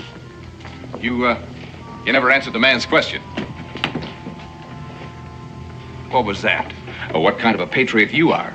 Now, me? I'd just like to know who sent you and what you want here. Not that it's a bit of your business, but I answered that one time, and I think it's about enough. You know what I think, mister? I think you're a liar. Now, what I think is, he's just gonna go outside, get back on his horse, and ride out the way he came.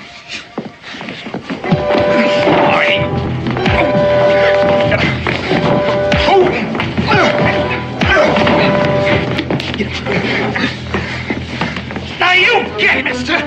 We don't want your kind in this town. And if you know what's good for you, you won't be back. What is this? What's going on here? He wanted to see Hans Vogel. Oh, Andy? Why, it's Josh.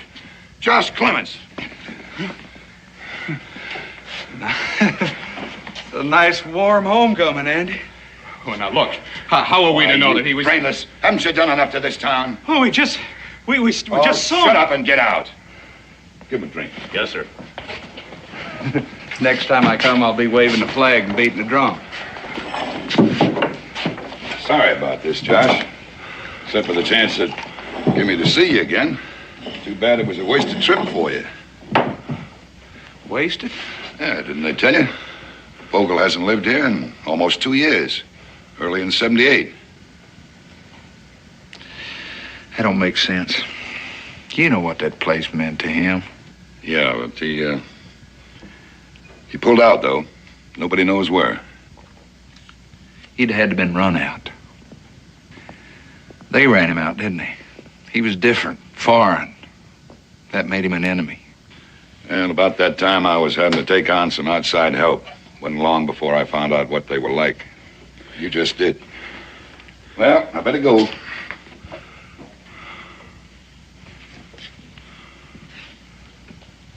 Like that guitar, Josh. Bring it here.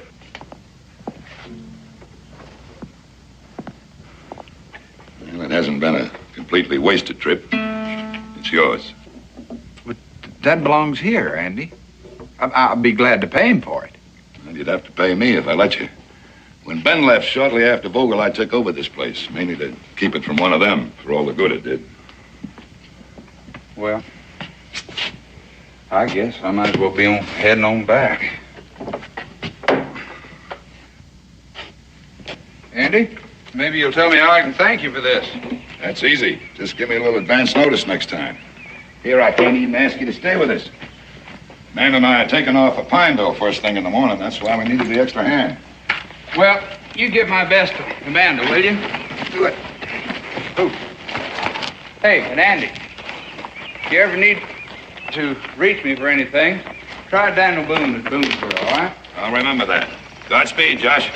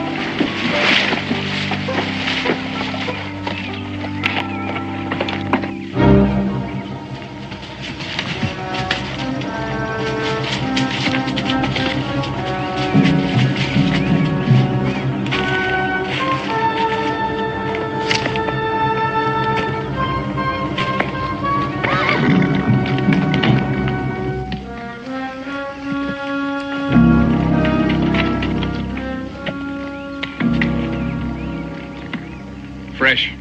There ain't a leaf or a bit of dust on them yet. Why would anybody? You know as well as I do what's on the other side of that ridge. Yeah.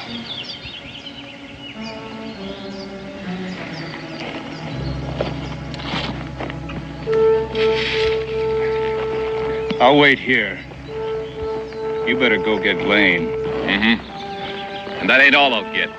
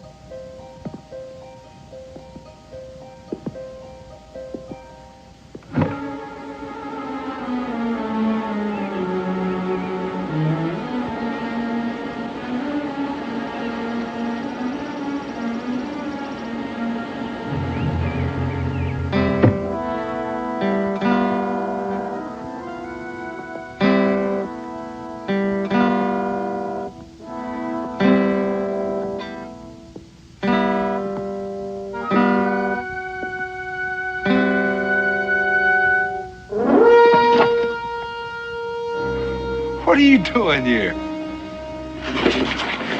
Wait a minute. Hold on. Now, wait a minute. Now listen. Now, I'm not going to hurt you. I just want to talk to you a little bit. Hold on. Wait. I'll put it back, mister. I didn't mean no harm. Nobody's saying you got to put it back. And you don't mean any harm, and I don't mean any harm. Please, mister, I ain't even supposed to be here. Who says? My pa, he says it's a bad place. But you don't think so. Well, I'll vouch for one thing. It didn't used to be. Besides, I'm not going to tell on you, that's for sure. You know, I had a guitar not long ago in worse shape than that one. At least you can play yours. Oh, I ain't very good. Mr. Vogel's just starting to show me when. You won't tell him about that either, will you? Now what? Pa knew I used to sneak over here. He'd be mad fit to tie. I heard him one time say that Mr. Vogel was an out-and-out proof traitor. How would you like to see one of those with all the strings on it? Maybe teach you how to play a tune. Come on, I got it with me. Get your hat.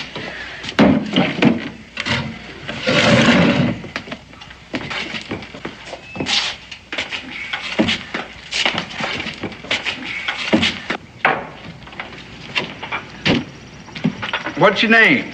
Tim? Tim. Mine's Josh. You're a fine young man, Tim.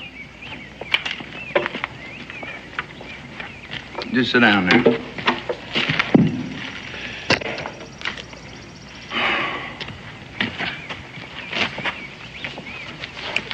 Let's see. Forgot I had a couple of pretty sour strings on there. Just be a second. We're gonna have to do something about that hat. I can't even see your face. You used to see quite a lot of Mr. Vogel, did you, Tim? He wasn't always here when I come. Sometimes he'd be gone for a while. Must have changed his habits. He never left here in all the time I knew him. Oh, I used to come over here just like you. How do you think I learned to do this? A little better, huh? He'd never talk about it. Just act like he'd never been away, like he didn't want nobody to know. Mm-hmm. Well, anyhow, all you gotta do is watch where I put my fingers. And then kind of keep your ear peeled for the tune.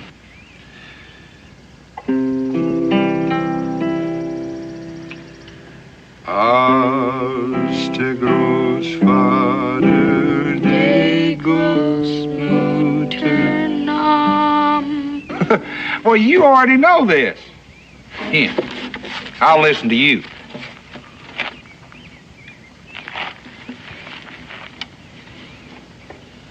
That's just it. We never got much past there. Well, that's where I was a whole lot luckier than you. But I'll tell you what, you just fire away and I'll show you the rest of it. Almost like he'd have done it. Wait a minute. Put one there, this, go right there. All right, break it. See there? You could almost say Mr. Vogel himself taught you that. And I say it's a downright pity he couldn't have heard it. Sure would like to know where he is. You would? You want me to show you? It ain't far. Sure, Tim, that'd be fine.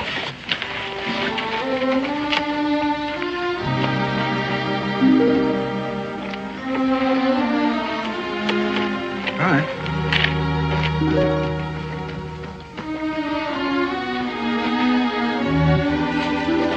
Me and him used to walk around down here all the time. Right near a stream. He always said it was the prettiest part of his land. He was never gonna build any mill or cut another tree, didn't he? That's what he said. And that's where he is, right over here, you see? I don't see anything, Tim. But there, those flowers are. Just sprouted there by themselves, and no place else. Like it was a way of telling you. What are you trying to tell me? That he's down there under the flowers? How do you know? Well, last time I come to see him, there was this house all tore up and him gone. So I went looking for him. And there was this place right here where somebody's been digging. And all I know is I never seen him again after that. But that doesn't... Look, Tim, couldn't he have just left, moved away? He'd have told me. And he said he'd never leave. And nobody could make him. And I reckon he never did, neither.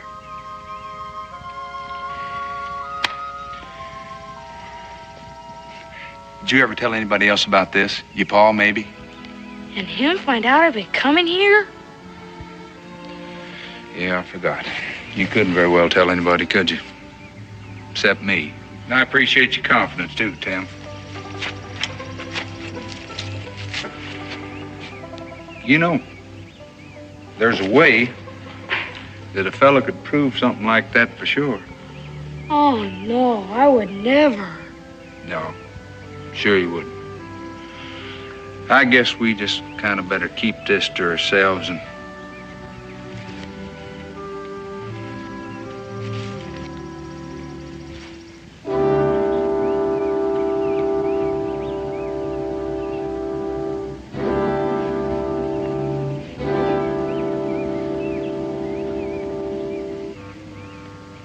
Did you ever see this before, Tim? No, sir.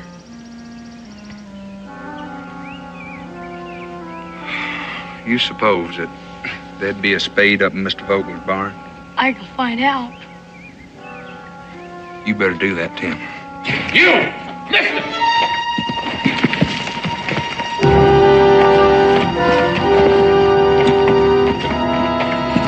Pa!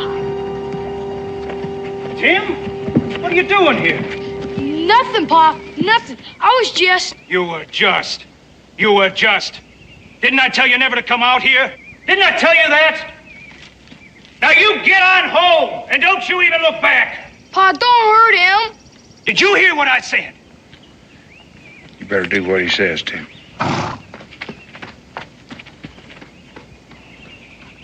That kid of yours. Now there's him to worry about. Well, if you're thinking of bullying him, too, save your strength. He was out here looking for birds. He's got a whole mess of country to look for birds in. How come here? Well, I picked him up to show me the way. It's been a long time. He don't know a thing. Nothing. What makes you think there's something for him to know? Well, you, the lot of you, the way you've been acting. Why didn't you just tell me that Vogel had moved away? You're on private property, mister. And we don't take kindly to trespassers. Matter of fact, mister, I think it's about time you learned this whole town is private property. Looks like we're gonna have to teach you a lesson.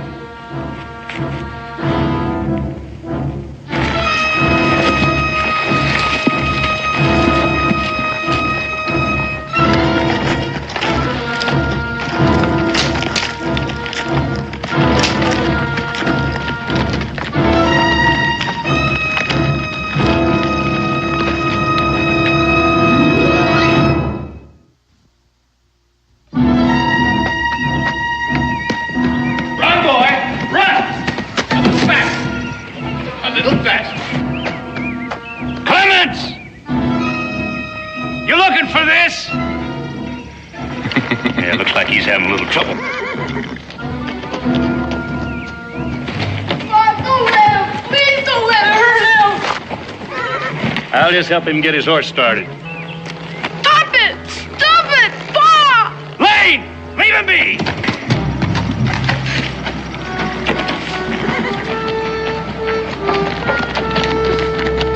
Boy! The next time I tell you to do something, you do it! Now, you get on home. Go on, you get. Timmy! Look at me. I said, look at me. That's better. Look, boy, what you've seen here. Well, there's just some things grown men, they just gotta do. Well, if your ma was alive today, she'd tell you that herself. Now, you go on, you make tracks like I told you.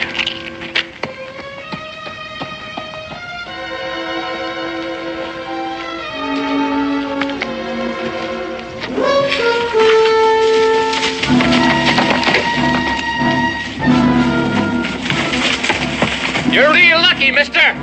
The next time you won't be able to leave.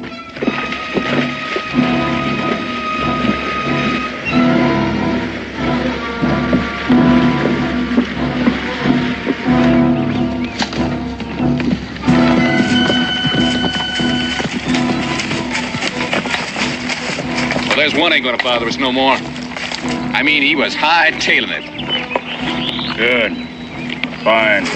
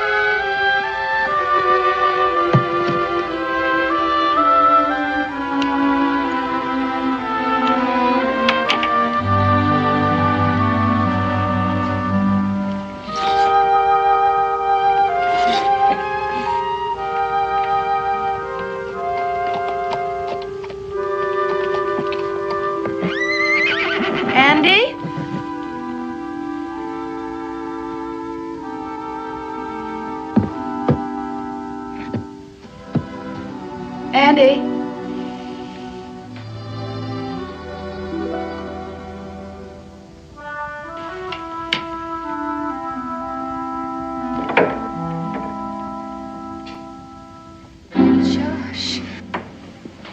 Josh Clements. Oh, you are? What happened, Josh? What happened to you? Fine. I'll be all right, man. Those are whip marks. Who did? Come on, we have to get you in the house, get this shirt off, and get these cuts cleaned up. Don't bother with that. Now just... That's just plain silly. I made it here, didn't I? Well, I don't know how. Now just do what I say. Go inside.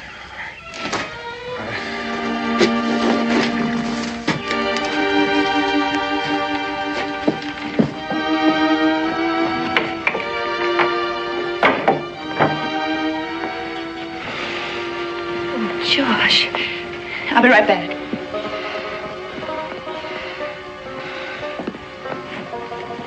Come on. You come and sit down over here. Come on with me. Just easy. Just sit down right there. Oh, Josh, not to see you for such a long time and then to have it be like this. I'm so sorry. This is not exactly the way I'd have picked it either. Don't worry about it. It'll heal in no time. Is Andy still at the mill? Yeah, but he'll be back shortly, I expect. Let me help you.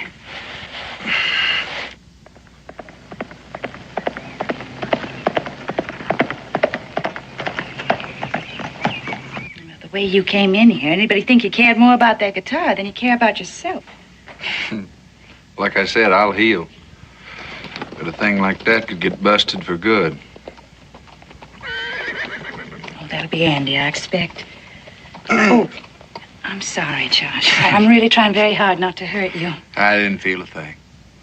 If you ask me, I couldn't have found a better doctor in 1,000 miles.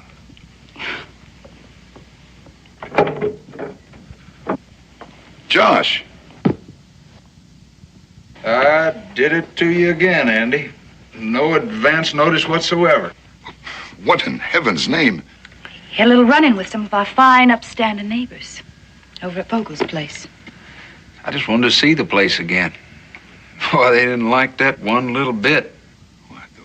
Worthless, no good. I told him it was probably Bill Archer and Alex Stokes. Wouldn't you think they were probably in on that pack? It's a fine town, isn't it, with people like that running around loose? Andy, get me that shirt, would you? Well, they can't be cleared out in a day or a month even. You know that. Yes, I know that. I also know that if somebody doesn't do something soon, they are going to sap the life out of everything and everybody that is left here. If they haven't already. This ought to fit you, Josh. Get you home anyway. It's a second gift from you today. I'll see to it that this is just a loan, but not that guitar. That's mine for good. 'Cause I got a feeling this is one of the last ones he ever made, or ever will make. If my guess is right about what happened to him. But I told you, he left. A couple of years ago, you said. Except I don't think he left, Dan, and I don't think you do either. What do you mean by that? A little while ago, I remembered the date on this guitar. 79, Andy. That was a full year after you said he'd left for good. Well, maybe it was later. Or maybe he didn't leave at all.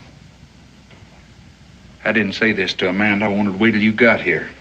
But what I think is, Andy, that they hung him. What? They strung him up to a tree on his own property and then buried him not 10 feet from where they hung him. Now, where would you get such an idea? What does it matter where he got the idea? You know it's true. Why don't you say it? You don't know what you're talking about. You never in your life even been over there. I never had to be. Andy, how long are we going to keep on knowing what's true and pretending it isn't? And never saying anything between us. Now, he's come here out of the blue, and he said it out loud. So let it be said. Andy, the reason I came was thought we'd get a spade, and tonight we'd find out for sure. I don't guess it's necessary now.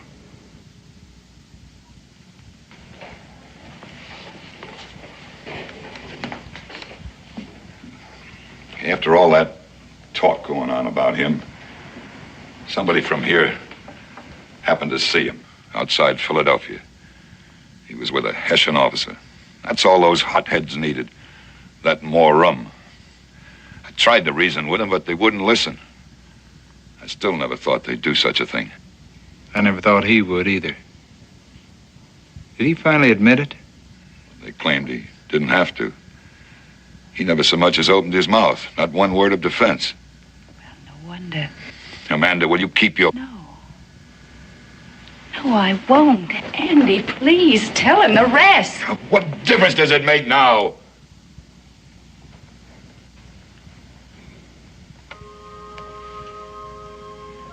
All right, I'll tell you. When it was all over, they went over to his place and they ransacked it. All his things, his papers, his letters. And you know what they found? They found that he had done a very secret, very important, special thing for the revolution. He couldn't talk about it. So he didn't. And that was the man that they hanged. And nobody has ever done anything about it.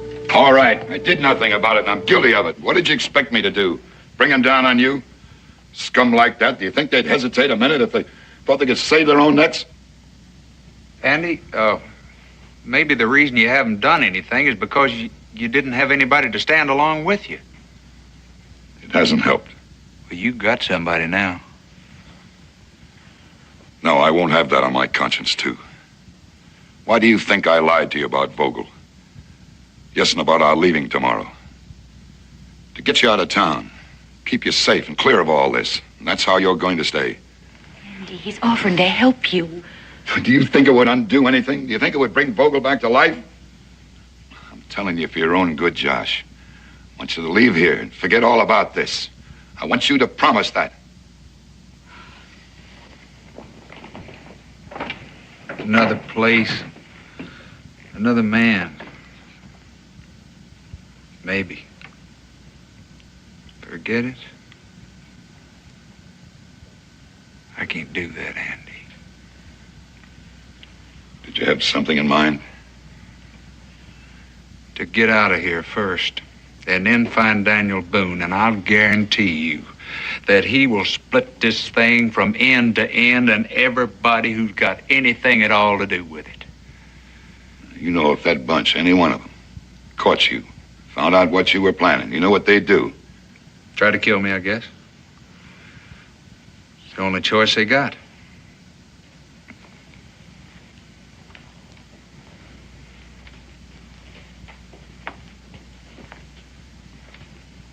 Still have your rifle?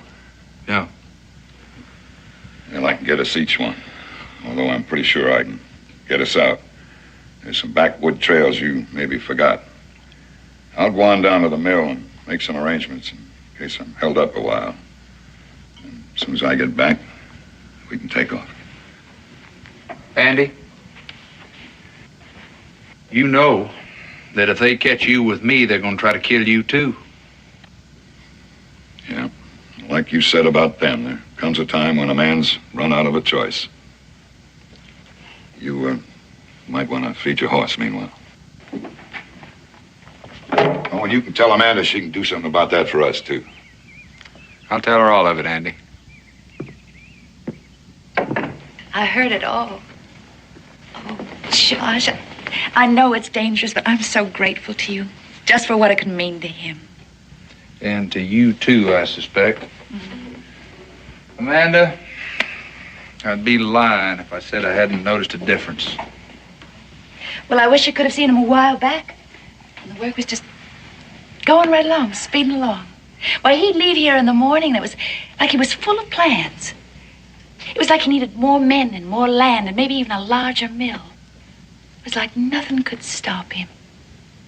But something did. Friends left. Friends with their children started leaving. Tell me, Josh, since you've been here, have you seen even one small child? Yeah, even met one. Well, that was Tim Stokes. How'd you know? Because he's the only child there is here. He's the only one left. Just that one little boy. Some way to grow up. Some place to grow up, too. Oh, it's got to change, Josh. Or else it's got to just curl up on itself and die of hate and meanness. One or the other. Well, Andy and me will see what we can do. I know you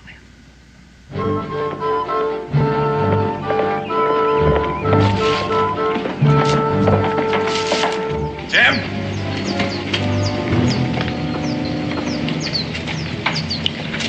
Hi, Jim. Mr. Warden? How'd you like to make yourself a shilling? A shilling? Uh-huh. Buy a lot of feed for that bird. Now, all you got to do is take the fastest cut home to your paws, then over to Mr. Archer's, then to Mr. Lane's. Oh, well, I'll catch him and get him off. Anyhow, I can run faster without him. Well, maybe this will help still more. You tell them that I want them to ride straight over to the tree. The tree? Uh-huh. They'll know where I mean. You tell them I'll be there just as soon as I can. Now, off with you. Yes, sir. Yes, sir.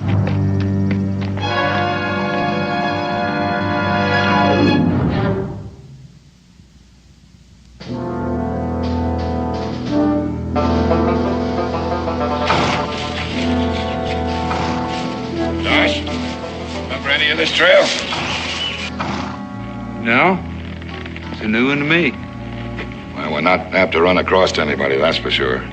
It'll swing us past the town and lead us to the main road on the far side.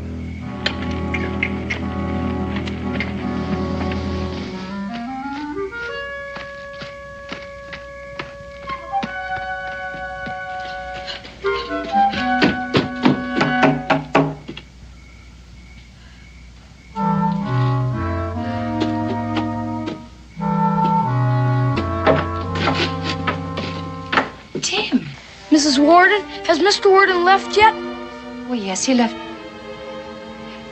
How did you know that he was leaving? He told me. I mean, he paid me just a while ago to have my pa meet him. Mr. Archard and Mr. Lane, too. Meet him? What are you talking about, Tim? Well, he give me 2 shillings, ma'am, and I reckon I didn't earn them. Not both of them, because Mr. Lane, he wasn't to home, and I couldn't tell him where he was to go. And that's why I thought... Listen to me. Where was he to go to meet them? He said to the tree. He said that they would know where he meant. Ma'am, is something wrong? I mean, I done what I could. Do you know where the tree is? He never said what tree. Then do you know Mr. Vogel's place? Do you know the land around it? Tim, have you ever been there? Do you know it? I better go now, ma'am. No. No, wait, you listen to me. Today, did you meet a man called Josh Clements? He just said his name is Josh, is all. Did you like him? Yes, I did. Would you help him if you could? If there was still time?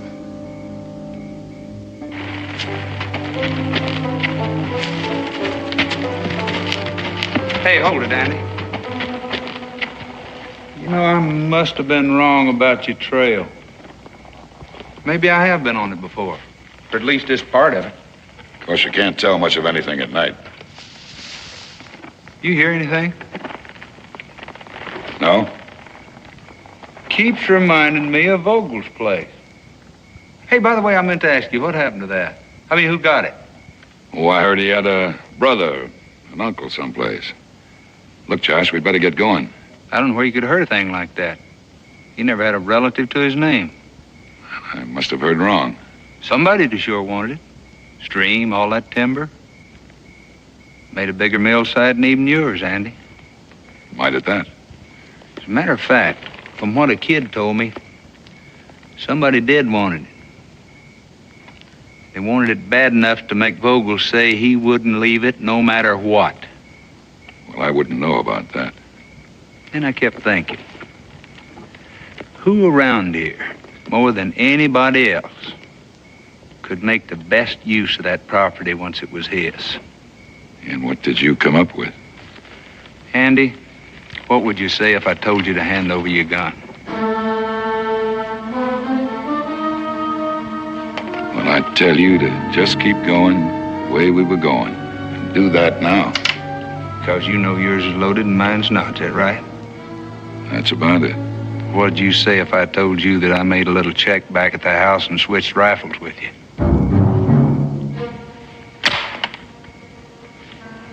That's proof, Andy. Up to now, I've just been guessing. Hold it, mister. You're a dead man. Seems like we just can't get rid of you, Clements. Get over there. Lucky you didn't this time. He was on his way to see Boone. At least he thought he was. Yeah, that's right. He knows. Should have taken care of him the last time.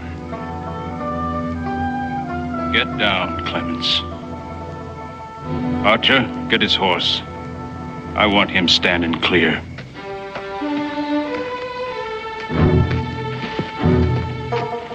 Move away.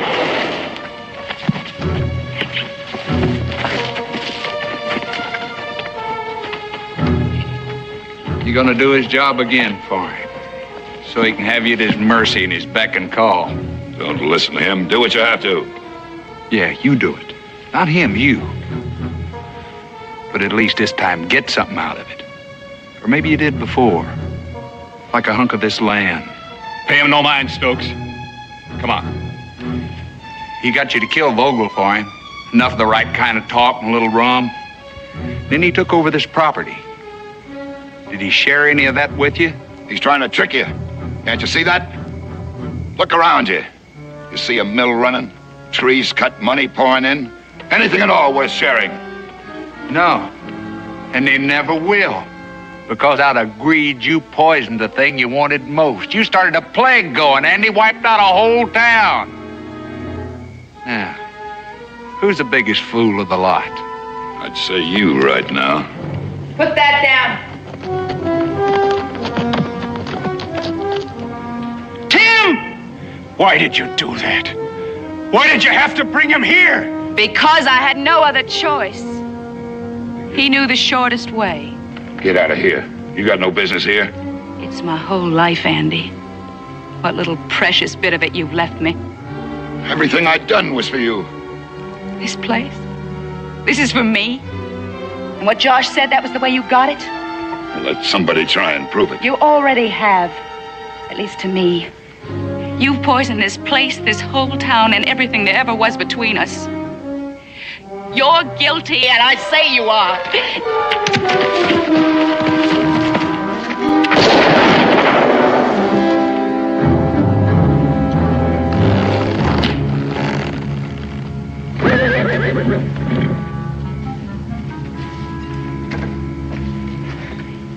Now there's still the matter of us.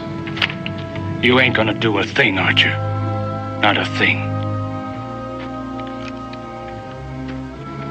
I've heard about all of this a body can stand. It's gonna be all right now, boy. Well, anyhow, it won't be no worse.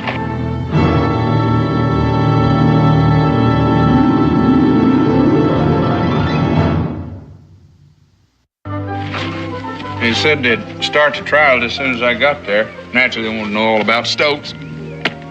Thought maybe I might be able to help him out a little. Not that Stokes asked for it.